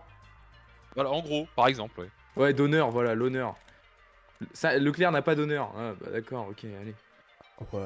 Non mais en fait ce qui est assez marrant, c'est que la famille Sainz et Carlos Sainz a vu l'arrivée de Fred Vasseur comme un ennemi, qui a été une très mauvaise chose, parce que Frédéric Vasseur, pour le coup, je pense que si Carlos Sainz s'imposait cette saison, clairement, c'était Sainz qui était leader. Et là-dessus, je fais entièrement confiance à Fred Vasseur. Autant il apprécie énormément Charles parce qu'ils ont beaucoup travaillé ensemble, autant en termes d'équité et en termes de respect des deux parties, c'est l'un des meilleurs à ce niveau-là, tu vois. Et vu qu'il n'y avait plus Binotto, ils se sont sentis, forcément Binotto, c'était un peu le fils chéri de Carlos Sainz. Pourtant, Carlos Sainz ne faisait pas des déclarations d'amour à Ferrari. Mais ils ont vu l'arrivée de Fred Vasseur comme l'arrivée du clan Leclerc. Et donc, ils ont décidé que, vu que c'était l'arrivée du clan Leclerc, il fallait commencer à faire des trucs comme ça à Ferrari. Sauf que tu pars pas de Ferrari, c'est Ferrari qui te vire. Ouais. Ah bah là, surtout quand t'as pas une legacy, quand t'as pas une legacy. Excusez-moi. Trop relou. J'ai plus le terme en anglais, en français. Un héritage. Un héritage, t'inquiète pas, je fais la même aussi, t'inquiète pas. T'as pas une histoire avec Ferrari comme. Une histoire incroyable, quoi. C'est Sainz, c'est pas toi qui décides si tu te barres de Ferrari comme ça ou pas, quoi. Leclerc n'a pas d'héritage, ça c'est absolument faux. Ça c'est. Avec Ferrari, ça c'est absolument faux. Hein. Rien qu'avec le fait de gagner à Monza, il a plus d'héritage que. Ça, je l'ai dit aujourd'hui, mais il a plus d'héritage que la moitié des pilotes. C'est surtout, il est chez Ferrari depuis qu'il a 13 ans. On parle pas de Ferrari Scuderia. On parle de Ferrari dans la globalité et la famille Ferrari. Leclerc, il a un héritage là-bas. Hein. Il a fait confiance à Ferrari depuis qu'il a 13 ans. Il a donné sa carrière à Ferrari depuis l'âge de 13 ans. Et ça, c'est un héritage quand même. Hein. Il a 2016, il a rejoint. Le like en question, tiens, attends, le like en question, je vais aller voir ça, bouge pas. Et il a fait, c'est quoi? Oh oui, oh le popcorn. Wesh. Oh le popcorn. Quel malade, mais ça va pas, faut pas faire ça, hein. Non, mais attendez, tiens, mais attends, vous me sortez tous les dossiers, là. Tiens, prends ça. Ah oui. Rappelle, hein. Ah oui. Regarde ce... Le Honor. Oh, Ah, ça c'est... Ah, magnifique, magnifique. You know what, Carlos as Leclerc, l'honneur, super. Mais non, mais alors par contre, tu vois, par exemple, on parle d'honneur, etc. Ça a pas d'honneur. Non, mais cite-moi une interview où Carlos Sainz dit je t'aime Ferrari, merci le public Ferrari, ou je sais pas quoi. Bon, après à Monza. À Monza, oui, il le oui, fait. Monza. Il le fait qu'à Monza. Oui, mais je suis d'accord avec ça. Carlos Sainz ne s'investit pas. En tout cas, personnellement, je trouve. T'as pas l'impression qu'il a envie de construire quelque chose. Chose que Leclerc, par exemple, fait beaucoup plus. Bon, après, c'est un peu plus logique, mais. Ouais. Enfin voilà, c'est déjà, je pense qu'il y a ça qui joue pas mal dans aussi l'opinion qu'on peut avoir de Carlos Sainz. Bien sûr, bien sûr. Il est l'heure de parler un petit peu d'avenir, mais surtout parce que ça a découlé bien sûr de cette saison 2023 de Formule 1. On connaît les détails du prochain contrat de Charles Leclerc. Charles Leclerc et Ferrari vont bel et bien signer un nouveau contrat. Ça devrait être officialisé dans quelques longs jours, on va dire ça comme ça. Dans quelques jours, ce sera officialisé ce nouveau contrat entre Charles Leclerc et la Scuderia Ferrari. L'histoire d'amour va bel et bien continuer pour le Monégasque avec la Scuderia Ferrari, et le Monégasque devrait donc rester au sein de la Scuderia Ferrari pendant très longtemps, extrêmement longtemps même d'ailleurs, peut-être pour une association qui va durer plus longtemps d'ailleurs, même si je compte bien qu'entre Michael Schumacher et Ferrari à l'époque. Je crois que Schumacher est arrivé en 96 si je me trompe pas, et il a quitté en 2004. 6 pardon. 2006. Leclerc est arrivé. Il a arrêté de gagner. Ça a duré, ouais. Donc ça a duré 13 ans pour Hicham. Hicham, ça a duré 13 ans. Il est arrivé en 2019, Charles Leclerc. Il devrait. 10 ans. Ah non, peut-être pas. Oh, ouais, j'ai rien dit. Mais en tout cas, bah, il devrait rester encore une fois extrêmement longtemps. Bah Charles non, Leclerc. 96, 2006. Ça fait 10 ans aussi. 96, oui, ça fait 10 ans. Pourquoi il nous dit 13 ans Les mathématiques, c'est. Ah oui, mais il a dit 2016. 2016, ouais, d'accord. Ah, Hicham, voyons. Scuderia, je parle pas de. Ouais, ok, mais d'accord, si je mets un polo Ferrari aussi, je suis chez Ferrari aussi, c'est bon. Si tu comptes ses essais en As au GP d'Allemagne 2016, c'est bon quoi. Non, mais en tout cas, Charles le Monégasque, donc le Monégasque devrait rester jusqu'en 2029 avec la Scuderia Ferrari, et même d'ailleurs en parlant en termes de salaire, il gagnerait même d'ailleurs Charles Leclerc un salaire annuel d'environ 25 millions d'euros, et s'il reste et s'il va donc jusqu'au bout de ce contrat, Charles Leclerc, il devrait donc ainsi doubler son salaire dans sa dernière année de contrat à Charles Leclerc, à savoir un salaire annuel en 2029 à hauteur de 50 millions d'euros. C'est extrêmement fort bien sûr pour Charles Leclerc, pour l'un des peut-être le plus gros contrat de l'histoire de la Scuderia Ferrari, d'ailleurs, en parlant de ça. Et c'est plutôt assez fort de voir tout ça. Ça montre très clairement qu'aujourd'hui, Charles Leclerc est au centre du projet de la Scuderia Ferrari. Il n'y a plus aucun doute, c'est lui le prochain leader, et le leader même d'ores et déjà de la Scuderia Ferrari dès la saison 2024 de Formule 1. Pour rappel, le contrat de Charles Leclerc se terminait à l'issue de cette saison 2024 de Formule 1, de la prochaine saison de Formule 1. Sécuriser Charles Leclerc était la priorité. Pour Charles Leclerc, et avoir des assurances, bien sûr, que le Ferrari allait réellement le mettre au centre de son projet. Et aussi, bien sûr, de voir la Scuderia Ferrari se renforcer dans la direction technique et avoir des assurances réellement qu'aujourd'hui Ferrari, et que prochainement Ferrari se battra pour le titre mondial et pourra et se donnera les moyens pour rattraper Red Bull, l'ogre Red Bull qui est tellement loin et extrêmement loin. Aujourd'hui Ferrari est loin de Red Bull, mais tout est possible avec la Scuderia Ferrari qui aujourd'hui, entre les mains de Fred Vasseur, peut clairement aller et se donner les moyens pour aller chercher effectivement Red Bull. Ça sera pas simple. Il y a un peu ce côté, du côté de Charles Leclerc, de se dire il a un peu le syndrome de Stockholm de rester dans une écurie qui lui a apporté beaucoup de malchance. Mais Ferrari et Leclerc, c'est tellement une histoire d'amour passionnelle, magnifique, qui pourrait voir enfin Charles Leclerc aller chercher le titre mondial. C'est un contrat, en tout cas jusqu'en 2029, pour permettre à Charles Leclerc et Ferrari d'aller chercher une couronne mondiale, la première pour Charles Leclerc bien sûr, et remettre Ferrari enfin avec une couronne mondiale entre ses mains. Il y a cet aspect quand même de envoyer un énorme message au monde de la Formule 1, ce nouveau contrat pour Charles Leclerc, Baby Choum.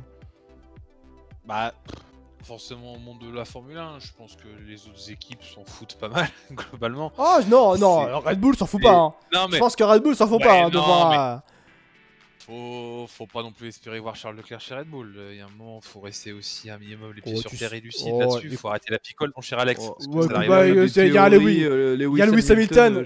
Lewis Hamilton a bien renseigné pour aller chez Red Bull. Lewis Hamilton n'en a pas, voilà, c'est bon. Oh, alors attendez, on se calme. Posez vos bières, les gars. Non, mais c'est juste que c'est encore une fois une marque de dévotion, d'amour et de respect envers Ferrari qu'a Charles Leclerc. Il se dit de toute façon que si Charles Leclerc gagne un titre, ça vaudra les 8 titres de Hamilton, tu vois. Pour lui et pour l'image que ça représentera. Ouais. C'est surtout ça en fait. C'est que même si à la fin de la carrière il n'a qu'un seul titre mondial, et ça en vaudra des milliers en fait pour lui. Et c'est juste ça. Il a envie de gagner. Et il a envie de gagner uniquement avec Ferrari. Et pour moi, il a envie de gagner d'abord avec Ferrari. Et après, s'il va ailleurs, à la fin de sa carrière, il fait ce qu'il veut. Et pour moi, c'est Ferrari d'abord, avant tout. J'ai même envie de. Il n'a pas envie de finir sur un échec, il n'a pas envie de partir sur un échec s'il partira, quoi.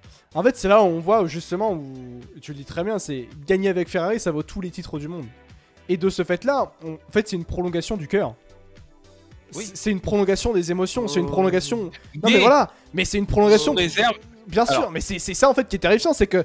En fait, c'est la prolongation du cœur, c'est la prolongation par amour justement pour la Skoda Ferrari. Bon, après, avec un énorme chèque de 25 millions et potentiellement de 50, le cœur va bien hein, quand même, on se dit bien. Mais ce que je veux dire par là, c'est qu'on a une prolongation qui peut se retourner contre lui à Charles Leclerc. Parce qu'on lui a donné des assurances comme quoi Ferrari allait aller justement vers faire des gros pas en avant avec le recrutement de têtes pensantes, bien sûr, dans le monde de la Formule 1. Mais ça peut se retourner profondément contre lui au vu de ce qui s'est passé sur les dernières années. La malchance qu'il a eu, les Ferrari qui lui mettaient des bâtons dans les roues, qui le sabotaient même en pleine course. Bah t'as le sentiment quand même que... Alors ok, il prolonge pour 5 ans, mais ça peut être à double tranchant, le mec peut devenir dépressif. Hein. Tellement... c'est un risque. Ah oui, c'est... Un énorme risque pour Charles Leclerc. Ouais. T'as passé 5 ans compliqués, qui s'y peut t'arrêter aujourd'hui? Ah bah encore plus de dépression, hein. Tu sais la dépression n'a pas de limite. Hein. Moi je pars du... Après avoir vécu 2020, tu peux pas être plus bas. Bah voilà, en fait. Moi, de toute façon c'est simple, merde. Il peut aller où? Oui, aussi. Non mais faut aussi se remettre dans le contexte. Quelle équipe plus compétitive que Ferrari actuellement peut le prendre? Personne. Fin de l'histoire, terminé. Hop, on va laisser bonsoir. Baby Choum, j'ai une question. Je m'appelle Alex Caldi pendant 5 secondes. Est-ce que si Charles Leclerc gagne un titre, un seul avec Ferrari, il aura réussi sa carrière ou pas pour toi? Pour lui, oui. Pour moi, non. Pour lui, oui. Ok, je te suis là-dessus. Voilà. C'était ma minute Alex Caldi. C'est la réponse que t'attendais, voilà. Non mais en fait, c'est là qu'il faut se rendre compte. Un titre, je pense clairement qu'un titre avec Ferrari suffit à Charles Leclerc pour qu'il se dise putain merde, je l'ai fait. Oui, voilà, c'est ça. C'est bon quoi. Et alors, par contre, un titre amène un titre. Hein. Donc s'il en gagne un, je pense qu'il n'en gagnera pas qu'un seul. Mais alors, par contre, je veux une petite précision, parce que c'est vrai que j'ai pas vu le détail de tout ça. On est bien d'accord qu'il y a une clause de performance. Oui, il peut se barrer. Les clauses qu'il doit y avoir, à mon avis. Déjà, écoute-moi bien, quand sur ta dernière année, tu gagnes le double de ton salaire, c'est très rare dans le football que t'aies ça quand même. Sans prime, hein, c'est. T'imagines sans prime et il gagne le titre à la fin de la dernière année avec les 50 millions. Non mais évidemment. Je veux dire que la fin de l'année il est beau. Ce que je veux dire c'est que bon, oui il y a l'amour, ce que tu veux, tout ça. Est-ce qu'il y a un moment il n'y aura pas la raison à la fin de son contrat, à la fin de ses 5 par exemple, enfin ses 3 ans, se dire bon bah malheureusement j'ai échoué, j'irai pas voir ailleurs. Personnellement je pense que se dire est-ce que par exemple Ferrari n'a pas juste 3 ans pour dire on prend une masterclass pour le cas. Bah et qu'il y a raison n'a pas. Voilà, et qu'il n'y a pas le droit à l'erreur en fait. Tu vois. Là sur les 3 années qui vont arriver, c'est-à-dire que pour moi, charnière, c'est clairement 2026. Si en 2026, tu n'arrives pas à pondre une monoplace performante pour jouer le titre dès la première course, c'est dans 2 ans. Oh, c'est dans tellement longtemps en plus. C'est obligé de projeter dans 2 ans. C'est horrible. Non, mais c'était la F1 actuelle, malheureusement. Mais c'est horrible. Mais moi, je pense plus que si à la fin de la saison 2027 de Formule 1, il n'y a toujours rien, et que c'est même loin de loin, hein, d'ailleurs, hein, que Ferrari rate la nouvelle réglementation, bah, je pense que Leclerc il reste pas. Hein, c'est fini. Hein. Je pense que la clause de performance elle dégage. Mais tu peux te projeter dans tellement longtemps. Enfin, oui aussi. Il va y avoir tellement de changements. Mais même pour un pilote, c'est pas possible de se projeter autant. C'est pour ça qu'il y a les clauses d'ailleurs. Mais c'est ça. Faut se remettre. Pour moi, faut se remettre dans le contexte. Première question. tu vas où? Fin 2024, tu vas où? Red Bull, c'est mort, c'est sûr. Mercedes, au secours, le projet est nul. Oh, Ferrari, oh, comment, désolé, non, mais comment tu oses parler de l'Allemagne? Attendez, Mercedes donne moins envie que Ferrari actuellement. Je suis désolé. Ah le oui, ça projet c'est chez Mercedes. Non, mais le projet chez Mercedes aujourd'hui, c'est quoi? À part vendre des voitures. Enfin, non, mais. C'est bien. Toto me vend pas du rêve. Hein. Moi, Toto en 2016, Alors, il vend du rêve. Toto en 2023-2024, il me vend pas du rêve. Hein. On est d'accord, on est totalement d'accord. Aston, c'est pareil. T'as un Lance Stroll qui a un CDI bizarre. Tu sais pas comment ça va se tourner. Quand tu vois la fin de saison qu'ils font, tu te dis, bah ok, ils sont focalisés sur 2024. Mais enfin voilà. Excuse-moi, mais Ferrari, Fred Vasseur, tu connais tout le monde, etc. C'est le meilleur moyen de construire quelque chose de grand. Après, c'est sûr que c'est dans longtemps. Après, il y a la construction. Mais après, encore une fois, c'est un contrat pour l'histoire. Ça, on est sûr. Mais il faut, c'est de la patience. Et c'est là, encore une fois, on parlait de temps. Il faut laisser le temps à Ferrari par rapport à 2023 et 2024. Mais là, il faut réellement laisser le temps à Ferrari. Et Charles Leclerc en tête de gondole et en leader aussi, surtout. Bah, il va falloir réellement laisser le temps pour laisser tout le monde agencer tout ça. Mais n'importe quel pilote vendrait son rein pour aller chez Mercedes, pas Charles Leclerc en tout cas. Pas Charles Pour aller Leclerc. chez Mercedes. Vendrait son rein pour aller chez Mercedes. Alors, tu changes la phrase Mercedes par Ferrari. Tu demandes aux 20, tu demandes aux 19 autres pilotes de la grille. Ouais. J'ai une théorie. Même Lewis. Laissez-moi faire une dernière théorie pour ce stream. Tu demandes à Lewis s'il échange ses 7 titres contre un titre avec Ferrari. Non. Je pense que la réponse peut vous étonner. Non, déconne pas non plus. Ne déconne pas non plus. Alors, deux titres à la limite. Deux. Non, déconne pas non plus. Après, une En 26, tout cas, Mercedes, c'était un. Max Verstappen, peut-être qu'il échange. Je sais pas. Après, c'est vrai que Verstappen apprécie énormément Ferrari, hein, au point où je pense qu'il va falloir se préparer à certaines choses à l'avenir, mais on en développera ça plus tard. 7 titres, faut pas déconner. Non, je pense pas les 7 titres, tu vois. Non, c'est abusé, mais c'est dans le sens, c'était de dire quoi. Enfin, quel pilote ne rêve pas de gagner chez Ferrari? Personne. Bah, de toute façon, aujourd'hui, la priorité, c'est au-delà de Charles, au-delà des pilotes, au-delà de Vasseur, machin, tout ça, en fait, c'est de retrouver la gagne. Mais constant, avoir une régularité, clairement, dans la gagne. En fait, retrouver une crédibilité chez Ferrari qui a été perdue depuis quelques temps, tu vois.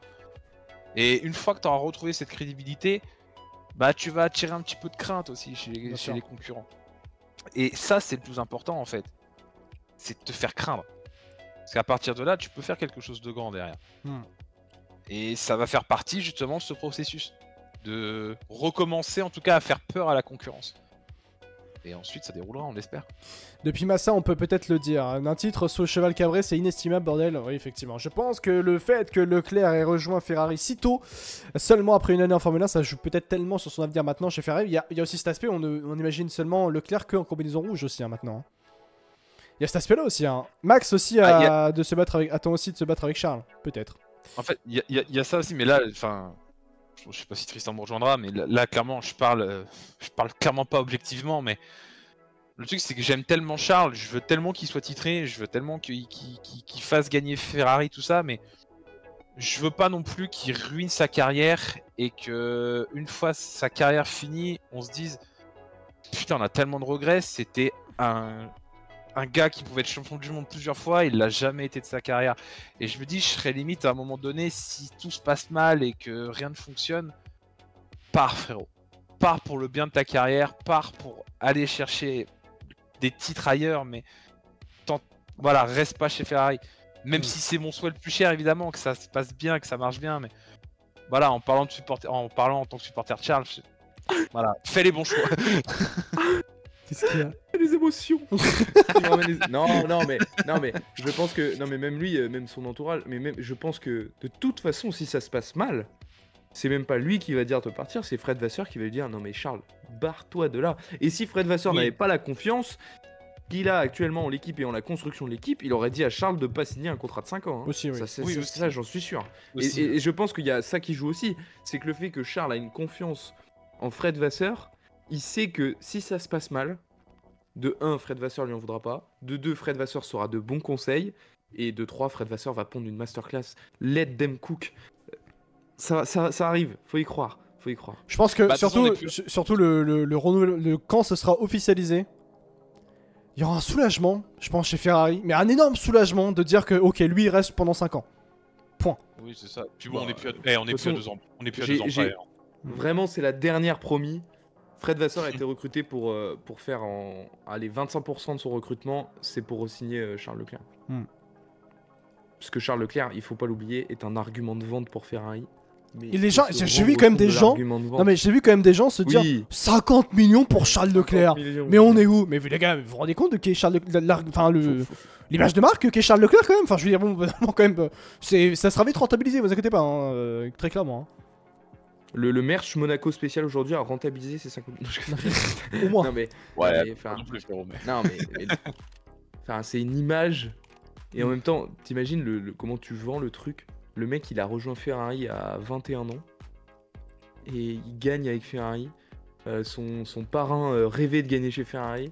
Enfin bref, l'histoire est folle. Donc, ça va marcher. D'accord, il faut y croire.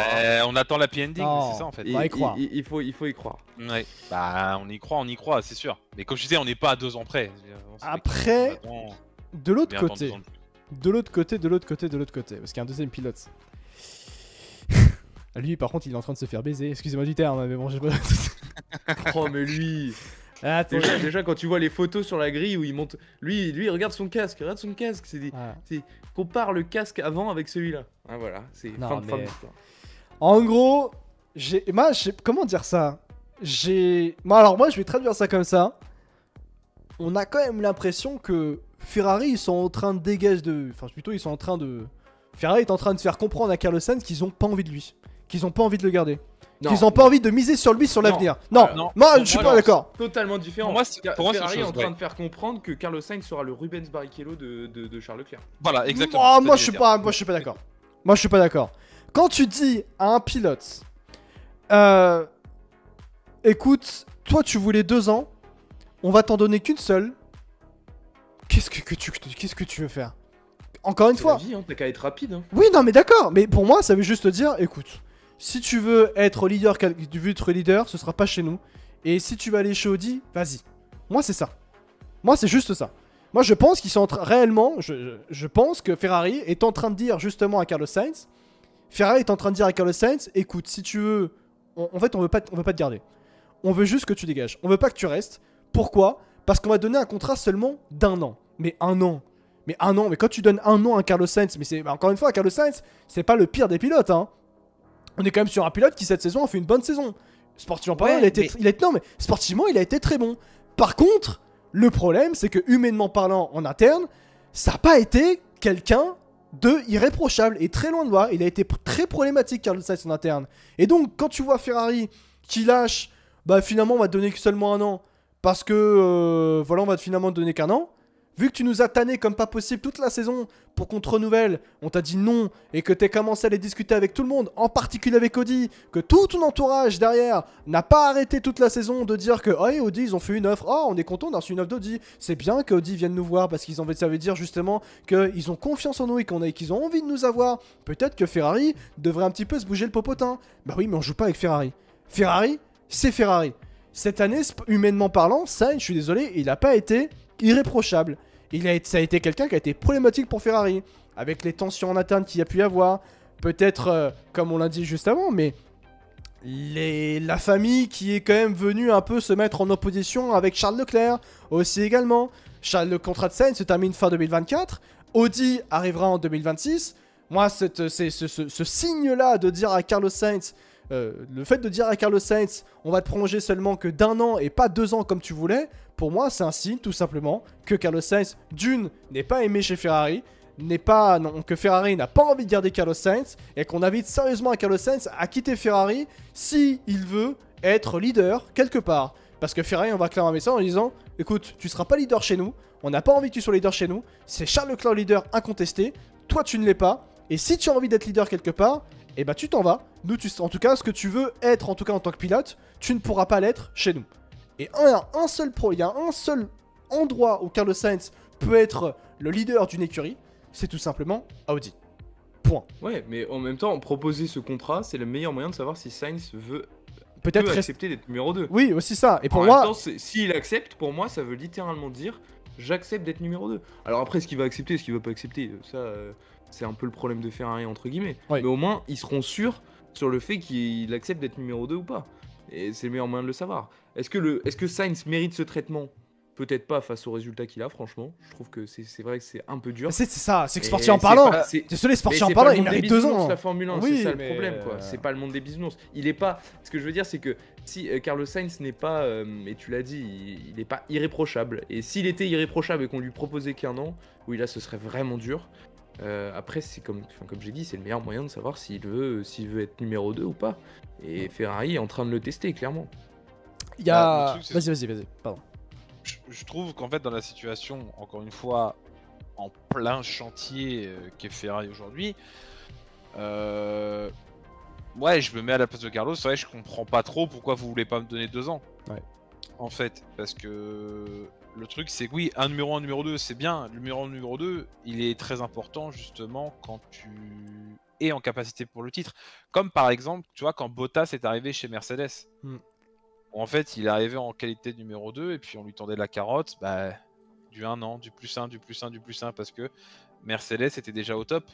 Là, Ferrari n'est pas encore au top et je me dis, bon, mets-lui 2 ans, mais pas un 2 plus 1 au pire. C'est une erreur de Ferrari de lui proposer qu'un an? Vraiment? C'est pas forcément une erreur, c'est peut-être des choix qui ont été faits en interne. Peut-être qu'on s'est dit, bon écoute Carlos, la récréation elle est finie, Binotto il est plus là, c'est nous qui décidons, donc tu prends ou tu prends pas, quoi, tu vois. Il a plus de carapace aujourd'hui de Carlos en interne. Ce serait une erreur si Ferrari a mal jugé son pilote et que si Carlos Sainz refuse et part. Parce que si Carlos Sainz part, ça je le maintiens, il faut l'inscrire sur un rocher carrément. Je pense que c'est une grosse perte. C'est une grande perte pour Ferrari. Ouais. Je suis d'accord. Et il faut le savoir, sur le marché des transferts, retrouver un pilote qui a cette régularité et cette adaptabilité, oui ça se dit, c'est très rare. Donc si Ferrari le propose, c'est qu'ils sont capables, enfin c'est qu'ils estiment que Carlos Sainz va accepter, parce que sinon tu proposes pas un contrat, mais faut voir, c'est pareil, mais c'était le dilemme déjà de mi-saison, je crois on avait déjà parlé, mais c'est est-ce que Carlos Sainz veut accepter d'être numéro 2 ou pas? Voilà, c'est la question. Pour rebondir aussi là-dessus, c'est que si Ferrari, déjà 1 an pour moi, je vois pas dans quel monde Carlos Sainz accepte 1 an. Je vois pas dans quel monde il accepte 1 an. Il y a aussi les autres options de Carlos Sainz par rapport au fait s'il n'accepte pas tout simplement cette prolongation d'1 an tout simplement à Carlos Sainz, ou du moins même s'il accepte d'ailleurs cette proposition d'1 an Carlos Sainz, il y a différentes options. Il y a Red Bull au cas où si Sergio Perez partirait. Il y a McLaren en tout cas dans les études, si Lando Norris venait à partir pour aller d'ailleurs du côté de chez Red Bull, ou sinon du côté de chez Audi. Mais Audi c'est vraiment le point numéro 1 pour Carlos Sainz, hein. Y a pas même, je vois même pas autre part Carlos Sainz que chez Sauber pour ensuite Audi, hein. Après excuse-moi, mais le downfall, tu passes de... Il y a ça aussi à se mettre en tête, hein. Tu passes de Ferrari... Alors oui, tu passes numéro 1 chez Audi. Ah, je suis pas d'accord. L'ancien sans beurre. Hein. Non, Mais non, excuse-moi. Ok, c'est une toute nouvelle directive, ça va pas du tout être la même chose que Alfa Romeo. Ok, non, mais c'est un constructeur qui arrive. Mais... C'est un motoriste qui arrive. Moi, 2026, ça reste quand même... Enfin, entre avoir des certitudes chez Ferrari en 2026 et des certitudes chez Audi en 2026, Ferrari est quand même mieux placé. Après, est-ce qu'il va prendre le risque? Il faut pas oublier que Carlos Sainz, il est pas tout jeune non plus, donc oui. Est-ce qu'il veut prendre des risques pour la fin de sa carrière? Voilà. S'il n'accepte pas Carlos Sainz et qu'il vient donc partir à la fin de la saison 2024 de Formule 1, il y a d'autres pilotes qui sont disponibles sur la grille à l'heure actuelle, notamment potentiellement Sergio Perez. Fernando Alonso semblerait-il peut-être fin 2024. Il y a Esteban Ocon, il y a Gasly. Oh, mais le monde en 2024 qui peut bouger. Vous vous rendez pas compte, non, franchement. Oh, ça va se tirer les cheveux quand ça va faire des... Petite VAR, 2024, préparez-vous l'année prochaine, il y aura des disques F1 chaque semaine sur les rumeurs de transfert. Parce que je vous préviens que ça va être mon business model l'année prochaine, je vous préviens. À suivre, impossible. Impossible à suivre, c'est catastrophique. Il y a Esteban Ocon, il y a Pierre Gasly, il y a Valtteri Bottas, Zhou Guanyu, les deux pilotes As, mais il y en a surtout un qui pour moi sera chez Ferrari. Alexander Albon. On l'a perdu, Tristan. Non, mais enfin. Allez, c'est bon, t'as retrouvé. Vas-y. Albon. Vraiment. Ah, je suis pas Quelle bonne je suis pas le seul dans le Non, chat. à je penser. comprends l'idée, mais ça va déjà. Bon, ça va dépendre de si Carlos accepte le contrat de 1 an. Ouais. Mais enfin, moi, je suis Albon. J'ai envie de remettre Williams en haut de la pente, quoi. Williams, c'est. Ah ouais, progressif mais et- après, encore une fois, t'as Ferrari, ça t'as va Ferrari. dépendre, bon. ça va dépendre de 2024, mais Ouais. ouais, franchement, Williams, ça reste quand même assez prometteur au final. Il y a de l'investissement, l'équipe va beaucoup mieux qu'elle ne l'était. Faut voir si Carlos. De toute façon, je pense que Carlos Sainz va être l'étincelle. Ouais. L'étincelle vraiment, et puis après, bah ouais, c'est Audi qui va. Ah ouais, cette feuille des contrats là. Oh, Ouais, bon, c'est fait des Pérez contrats. retraite, Alonso retraite. Est-ce qu'on ferait pas ça sur Lance Off-Track, Stroll, tiens CDI. Est-ce qu'on ferait pas ça sur Off-Track, tiens, justement, pourquoi pas. Mais c'est vrai que ouais, c'est intéressant de voir ça, hein. Lewis 2025, George 2025 aussi, c'est prévu, t'inquiète, merci, bah écoutez. On va vraiment que j'arrive là-bas ce qui va chez Off-Track, hein, en ce moment, hein, c'est... mais ouais, Yuki, Daniel, bon après les pilotes Red Bull, c'est un peu compliqué quoi, mais ouais, c'est fou, vraiment c'est fou en 2024. Rappelez-vous de votre bingo du début de saison aussi. J'ai oublié le bingo, qu'est-ce qu'on avait fait, mais ouais, ça va être Non, dur va pour Carlos. falloir Vas-y. Va falloir être aux aguets, effectivement. Il y aura des mouvements, il y aura des départs. Il Ouais. n'y aura pas forcément ce que tout le monde attendra, mais oui, il y aura des surprises, ça c'est clair et net. Le terme chaise musicale va être très très bien employé. Sachez Bah, que moi mais- je peux mettre, vous tapez ça sur mon, je touche du bois, je tape ça dans le marbre aussi. Sachez qu'il y a un pilote français qui quittera. C'est con ce que je dis, mais c'est fou. Sachez que j'en suis sûr et certain qu'il y a un pilote français qui quittera Alpine à l'issue de la saison 2024 de Formule 1. Vous clippez, et puis Clippez vous ça. sortez ça quand on voit 2029 et 2029 pour Gasly et Ocon, d'accord? Mais Entre parenthèses, Esteban Ocon. Hein. Vous mettez Ouais, bien- entre parenthèses Esteban Ocon, où il va aller, entre parenthèses Audi. Oh, Audi, Allemagne, voilà, bizarre. vous mettez- C'est ça. Gasly chez Ferrari, ouais, je pense que Alors, vous êtes jamais, l'alliance, jamais. Ouais. Charles Leclerc n'acceptera jamais de rouler contre Pierre Gasly, c'est sûr. Bah après, ils sont... Ouais, même équipe. Alors après, même s'ils sont amis, je pense que Pierre Gasly il se dit putain, je suis chez Ferrari, je peux devenir champion du monde. Bon, je pense que c'est après, mais c'est Je- aussi, mais tu sais que c'est aussi il y a un une autre, question. un autre point. Hein. Mais il y a très peu de pilotes sur la grille qui se disent ok, j'accepte d'être pilote numéro 2. C'est plus tellement dans l'air du temps en fait. Oui. Il faut être vieux. Ben ouais, mais c'est très dur finalement d'accepter Oui, d'être pilote numéro 2. Bah, hein. à part Faut être Valtteri Bottas, c'est ça, il faut Non, mais recruter Valtteri regarde. Bottas. Là, C'est ça. les pilotes numéro 2, là, en gros, que tu as sur la grille actuellement, sur cette grille 2024, tu peux prendre qui? Tu peux prendre Sergio Perez, tu peux prendre Bottas, tu peux prendre Magnussen, tu peux prendre Hülkenberg, Ricciardo, et voilà. Hülkenberg, au secours. Non, mais attends, C'est non, mais que- je parle en termes d'âge. Ah ouais. Oui, Tu vois, mais enfin. Tu vas pas après, mettre un si tu fais Piastri numéro 2. Non, mais si tu fais en termes d'âge, Sainz c'est un très bon numéro 2. Hmm. Il commence à être dans la fleur de l'âge du numéro 2. Ouais, un peu tôt encore, hein. Un Ouais, peu tôt, je trouve. Tu vois. Mais c'est pour ça que tu vois, l'année prochaine, cet été, ça va beaucoup bouger. Parce que là, on a une grille qui a pas bougé. C'est rare. Ouais. C'est Ah quelque non, mais chose qui- c'est quelque aussi chose pour qui ça arrive que jamais, la, donc, la réponse de Carlos Sainz à la proposition de contrat, si c'est avéré, Oui. hein, parce que ça reste des rumeurs quand même. Bien c'est Non sûr, pas mais une je tiens proposition juste de à un dire an. que non mais vraiment, si vas-y termine pardon. Si il répond oui, Ferrari se met tellement bien. Ah et oui. Charles Leclerc se met tellement bien. Oh là là. Ah ouais. Franchement, c'est pour une fois, on peut dire qu'il aura eu de la chance si Carlos Sainz accepte ce contrat de 1 an. Par contre, si Carlos Sainz refuse, on croyez-moi que le téléphone de Frédéric Vasseur, qu'est-ce qui va sonner? Oh Ah, Ah vraiment, bah le là, tonton de Bubble Wet qui va aller rappeler directement parce qu'il voudra aussi un contrat. Non mais attendez, y a tout hein, qui va y aller. Hein. Hülkenberg chez Ferrari pour remplacer Sainz, un vrai numéro 2? Oui, nous dit KD. J'y pense. Vas-y. Frédéric Vasseur qui rappelle Giovinazzi du programme WEC pour le mettre en numéro 2 chez Ferrari. Mon rêve absolu. Je rêverais tellement de ça. Et je pourrais dire, voilà, il est allé en Formule I, il a peut-être gagné 24 heures du Mans, mais il est passé en Formule I, il est retourné en Formule 1, pilote Ferrari. Voilà, ça c'est bon. Oh, Dorian. Oui, bon, allez, arrête la picote, c'est bon, allez, on va s'en Oh, calmer les sur ça. théories, mais moi je sors pas des théories. Putain, comme ouais, ça. les théories, au moins. Ah, mais bah, ça serait trop le kiff. Ça serait trop Jésus le chez Ferrari. Ah, Jésus, chez kiff. Ferrari. Franchement, un jour. Martha Garcia. Martha Garcia, allez, on y va. Non, on parle de vrais pilotes là. On parle de Ah vrais ouais. pilotes, s'il te plaît. Oh là là. Un peu de respect. Kubica, pilote numéro 2 chez Ferrari. Oui, bah écoutez, il a son destin entre ses mains. J'espère que c'est pas sa main gauche. Oh. Voilà. Insupportable. Il se croit drôle en plus, incroyable. Insupportable ce monsieur. Mais bon. Schwartzman, il est là pourquoi? Bah pour rester là. En fait, il est...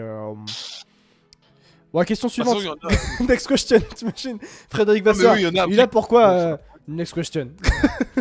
Schwartzman, il est là pourquoi? Il est là pour bosser à 3h du mat dans le simulateur et il le fait très bien. Oui, d'ailleurs. En fait, on rigole, mais c'est ça. On Par exemple, on n'en parle pas des pilotes numéro 2, enfin des numéros 3. Des 3, mais à titre d'exemple, Théo Pourchère chez Alfa Romeo, taf charbonne de fou dans le simulateur, comme étant une troisième voiture, mais virtuelle. Il y a ça aussi. Il travaille des heures dans le simulateur pour trouver des solutions pour Alfa Romeo. Bon, après, ça n'avance pas chez Alfa Romeo, mais ça, c'est un autre débat. Et Victor Martins fait la même chose aussi du côté de chez Alpine. Victor Martins travaille énormément en interne dans le simulateur pour permettre à Pierre et Esteban de trouver des solutions justement sur la piste. Ça marche bien. Arrête. Pour trouver des solutions aussi. Donc, le taf des troisième pilote est extrêmement important aujourd'hui dans l'ère moderne de la Formule 1. La Mercedes sans Mick Schumacher cette année ne termine pas. Oui. Il a réussi à trouver des setups. Ouais. Et Lewis et Russell l'ont dit. Entre le vendredi soir et le samedi matin après-midi, que c'est un travail monstrueux qu'ils font en simulateur. Ouais, et en plus c'était pour ça que Mercedes était extrêmement content de récupérer dans son géant, dans son univers, Mick Schumacher, parce que c'est un pilote qui sort de la nouvelle ère, qui venait de sortir de la nouvelle ère de la Formule 1, donc il avait la compréhension de l'ère de la Formule 1, et ça c'est extrêmement important d'avoir des troisième pilotes de ce côté-là, et qui ont de cette expérience-là. Est-ce que Mick retournera en Formule 1? Non, pas à l'heure actuelle, pas dans les 2 prochaines années en tout cas. Et Jérém Labaz vous le dira, Fernando Alonso sans Franck Montagny n'est jamais champion du monde, faut le savoir. Oui. Non, on est d'accord. Ouais. Voilà. Maintenant il est chez Alpine, ouais, effectivement, Mick Schumacher en tout cas. Les notes, tiens, de cette Scuderia Ferrari pour cette saison 2023 de Formule 1. Donc Tristan, t'étais pas là pour les précédentes. Du coup, oui. Ce qu'il faut donner une note sur 20 pour Ferrari, la société de la globalité, Charles Leclerc et Carlos Sainz, bien sûr individuellement, en gros. Baby Choum, Tristan, c'est à vous. Je te laisse la main. Ferrari. Sur 20. Hein. Ferrari. Alors, vous pouvez me juste. Vous avez donné quoi comme note? Alors, pour Red Bull, c'est aux alentours de. Red Bull en tant qu'écurie, c'est aux alentours de 17. Verstappen, c'est 19,5. Et Perez sur 20, c'est aux alentours des 6. Sur 20? Ouais. Ah ouais. Si Red Bull mérite 17, Ferrari c'est un 13-14. Carlos Sainz et Charles Leclerc 14. Les deux la même note. Ah ouais? Ok, donc 13 ouais. Ferrari. Et tu as dit Leclerc et Sainz 14? Leclerc et Sainz, même note 14. 14 aussi. Ok. Enfin, ouais, vous avez mis 6 à Perez. Ouais, il y en a. J'ai hésité, mais c'est moi qui ai tranché. Ouais. Baby Choum, vas-y. Ah, je suis la main dure. Bah, tu vois, ce que je t'avais dit avant l'ouverture de ce live. Ouais. Que je n'irais pas plus haut de 14. Tristan n'était pas là. Tu vois. Et je le rejoins dans ses notes. Et je pense qu'un bon 13. Ouais, allez, 13 pour Ferrari. Ouais. Je mets un 13 à Charles. Et je mets un 12 à Carlos. 12 à Carlos. J'ai un petit peu les notes dans le chat. 16 sur 20 pour Ferrari, nous dit Hicham. 14 sur 20 pour Leclerc et 14 sur 20 pour Sainz. Alors, au moins, Hicham est objectif. On est dans les mêmes notes pour Leclerc et Sainz. 14 et Sainz 13,5. C'est quoi les notes d'Aston? Je vous les donne juste après. De toute façon, sachez que aux alentours du mercredi prochain, pas celui-là, mais l'autre, je cache pas que la semaine prochaine, je pars à Londres, hein, donc je serai en vacances. Mais c'est juste que la semaine prochaine, je vous mettrai effectivement sur Twitter la moyenne des notes. Donc même en vacances, je travaillerai quoi. Oui, vas-y. Tu vas au Reveal Alpine? je peux venir? Ce sera à Paris là, t'inquiète pas, là tu pourras, je pense. En fait, je peux pas donner une note plus basse pour Sainz alors qu'il a une win. Oui, bah c'est vrai en fait. Les deux pilotes pour moi méritent la même note en termes de performance, franchement. Même au classement, ça joue à tellement peu de points. Ouais. Ah, moi, c'est plus le -1 pour l'attitude en fait. Oui, l'attitude perso, oui. Après, bah, tu vois, mais si tu compares, par contre, bon, Perez 6, vous avez été dur. Hein. Ah, c'est moi qui ai été dur. En fait, j'ai hésité entre. Je te cache pas que moi, ma note c'était 8, perso. Non, voilà, tu vois. C'est moi qui ai eu la main lourde. Non, mais pareil, tu vois, genre, pour moi, comment tu mets pas. Verstappen, c'est 20. Non, tu sais pourquoi on a pas mis 19,5. Ouais, on n'a pas mis 20 parce qu'il a pas été parfait, il a pas gagné à Singapour quoi. Ouais, bah ouais, forcément, mais tu vois, c'est. Voilà. Mais ouais, faut. En fait, c'est ça qui est marrant, c'est parce que tu remets en contexte chaque écurie. Oui, c'est ça. Avec Pérez, si tu Très remets dur. en contexte par rapport à Red Bull, Bah c'est oui, pas oui. top. Et si tu remets en contexte par rapport à toutes les autres, bah Pérez, ça mérite pas 8. Mais je comprends du coup, je comprends votre note. De mon côté, Ferrari, j'ai mis 14. Leclerc, j'ai mis Ok. 15. Ah Et oui. Sainz, j'ai mis 13. Parce que sportivement parlant, ok, Ok. c'était bien. Mais humainement parlant, enfin en interne, je suis pas en adéquation avec ce qu'il a fait. Je suis pas trop d'accord avec ce qu'il a fait. Enfin, et Et même maintenant, la c'est famille. qui dans le la plus globalité. gros suceur de Charles Leclerc sur Twitter? Il lui a mis Mais 15. ouais. Ouais, j'avoue. Alex qui a mis Attends. plus à Leclerc que Tristan. Oui, c'est vrai. Je veux juste des dernières notes de quelqu'un. Furisson, tu mettrais combien toi à Ferrari, Leclerc et Sainz, s'il te plaît? Il était mis de toi à 20, faut te dire. Oui, Ferrisson, mais- Ferrisson, donne tes notes. Ferrisson, s'il te plaît, donne tes notes. Ah, je veux juste voir voir. ces notes là, parce que tu vois, on me dit que je suis dur, Alors. mais. Perez, j'ai une volonté de venir. Je mettrais plus à Sainz que à Leclerc. Déjà, il nous dit Ferrisson. Voilà, fin du débat. Alors merci les Oui. gars, donc c'était Bah. un bon live. Hein. Non, Bah, c'est bon. non, mais c'est parce qu'il y a la victoire qui. Mais oui, mais tu peux pas juger que sur une victoire, c'est une Bah oui, saison, je c'est sais, 22 mais courses. tu vois. non, mais je comprends dans l'idée des gens. Oui, toi je te comprends, mais pas Furisson, tu vois. Que t'as la stat de la victoire. Mais- Qui forcément peut-être. Bah, c'est pour ça que tu peux mettre par exemple 13,5 à Leclerc et 14 à Sainz. Mais en tout cas, Ouais, si ça- ouais. franchement, entre les deux pilotes cette année, je trouve que c'est très C'est très proche. Eh, en termes de c'est comme je te disais avant le live, dans ce cas-là, Maldonado 2012, tu lui mets 20 sur 20 quoi. Mais non, Ah mais oui, c'est oui. pour ça qu'il faudrait avoir. En fait, il faudrait Et- vraiment. Non, mais pareil, tu dis Sainz perd des points parce qu'en interne, la communication, etc., c'était moins bien. Ouais. C'est pour ça qu'il faudrait en fait plusieurs notations et ensuite faire une moyenne. Mais si tu donnes un truc global, c'est quand même très similaire entre les deux pilotes, quoi. Ouais. Oui, c'est pour ça que j'ai justifié mon moins 1. Bon, allez, moins 0,5 si tu veux, mais voilà, moins 1, tu vois, sur Carlos. C'est tout. C'est pas juste qu'il a été plus ou moins nul, c'est juste ça. Ouais. En tout cas, voilà, par rapport à la Scuderia Ferrari, ce débrief de cette saison 2023, une saison qui était au cœur d'une reconstruction sous tension, où Charles Leclerc a quand même été extrêmement méritant malgré la malchance, où Sainz aussi aura été très intéressant malgré son comportement, et surtout là où Frédéric Vasseur aura réussi à mener la barque du côté de chez Ferrari en pleine phase de reconstruction. Et on a hâte de voir ce que ça va donner, bien sûr, avec le renouvellement de Oui. contrat de Charles Leclerc jusqu'en 2029. Et ça va être juste extrêmement fou. Ce qui est bien, sûr. c'est que Ferrari ne cessera jamais de nous divertir. Et c'est Et ça, ça, qu'il ne faut pas c'est le oublier. prime divertissement. Je remercie Ferrari d'exister. Hein. Vraiment, entre 2022 et 2023, qu'est-ce qu'on était heureux. Qu'est-ce qu'on est heureux, forcément, avec Ferrari. Tout le temps, toutes les 30 secondes, il se passe un truc. Voilà, un truc sorti du chapeau. Mais même avant 2022. Hein. Ah oui, non, mais bien Oui, sûr. oui, oui, oui. Ah, moi, je remercie Ferrari par rapport à tout ça, bien sûr. Mais à voir. Ah ouais, sachez que d'ailleurs, on rigole, mais la Formule 1 reprendra très très vite, hein, parce que le mois de janvier va arriver, et tout va se goupiller extrêmement vite, hein, avec le reveal des voitures, les essais hivernaux, les rumeurs, bien sûr, les informations, les premières déclarations. Ça va vraiment, on n'aura pas énormément de vacances hein, pour avant Et- le retour de la Formule 1. Et il n'y aura pas cette année la semaine d'écart entre les essais et le premier Grand Prix aussi. Donc ça va être, en termes de timing, ça va être chaud. Plus oui, le je- Ramadan, on va courir le samedi. N'oubliez pas ça. Hein. Ouais. On va Oui. courir le samedi. Ouais. Et ça va revenir très vite. Ouais. C'est pour ça que vous allez voir mes tweets jours sans F1, ça va aller vite. Ouais, ça Voilà, va être- n'oubliez pas de follow Tristan, hein, Ah, Non, non. qui va déborder d'idées jusqu'à la reprise de la saison. Oh non. Je suis fatigué. Bref, on verra en tout cas comment les choses vont évoluer, bien sûr. Je vous rappelle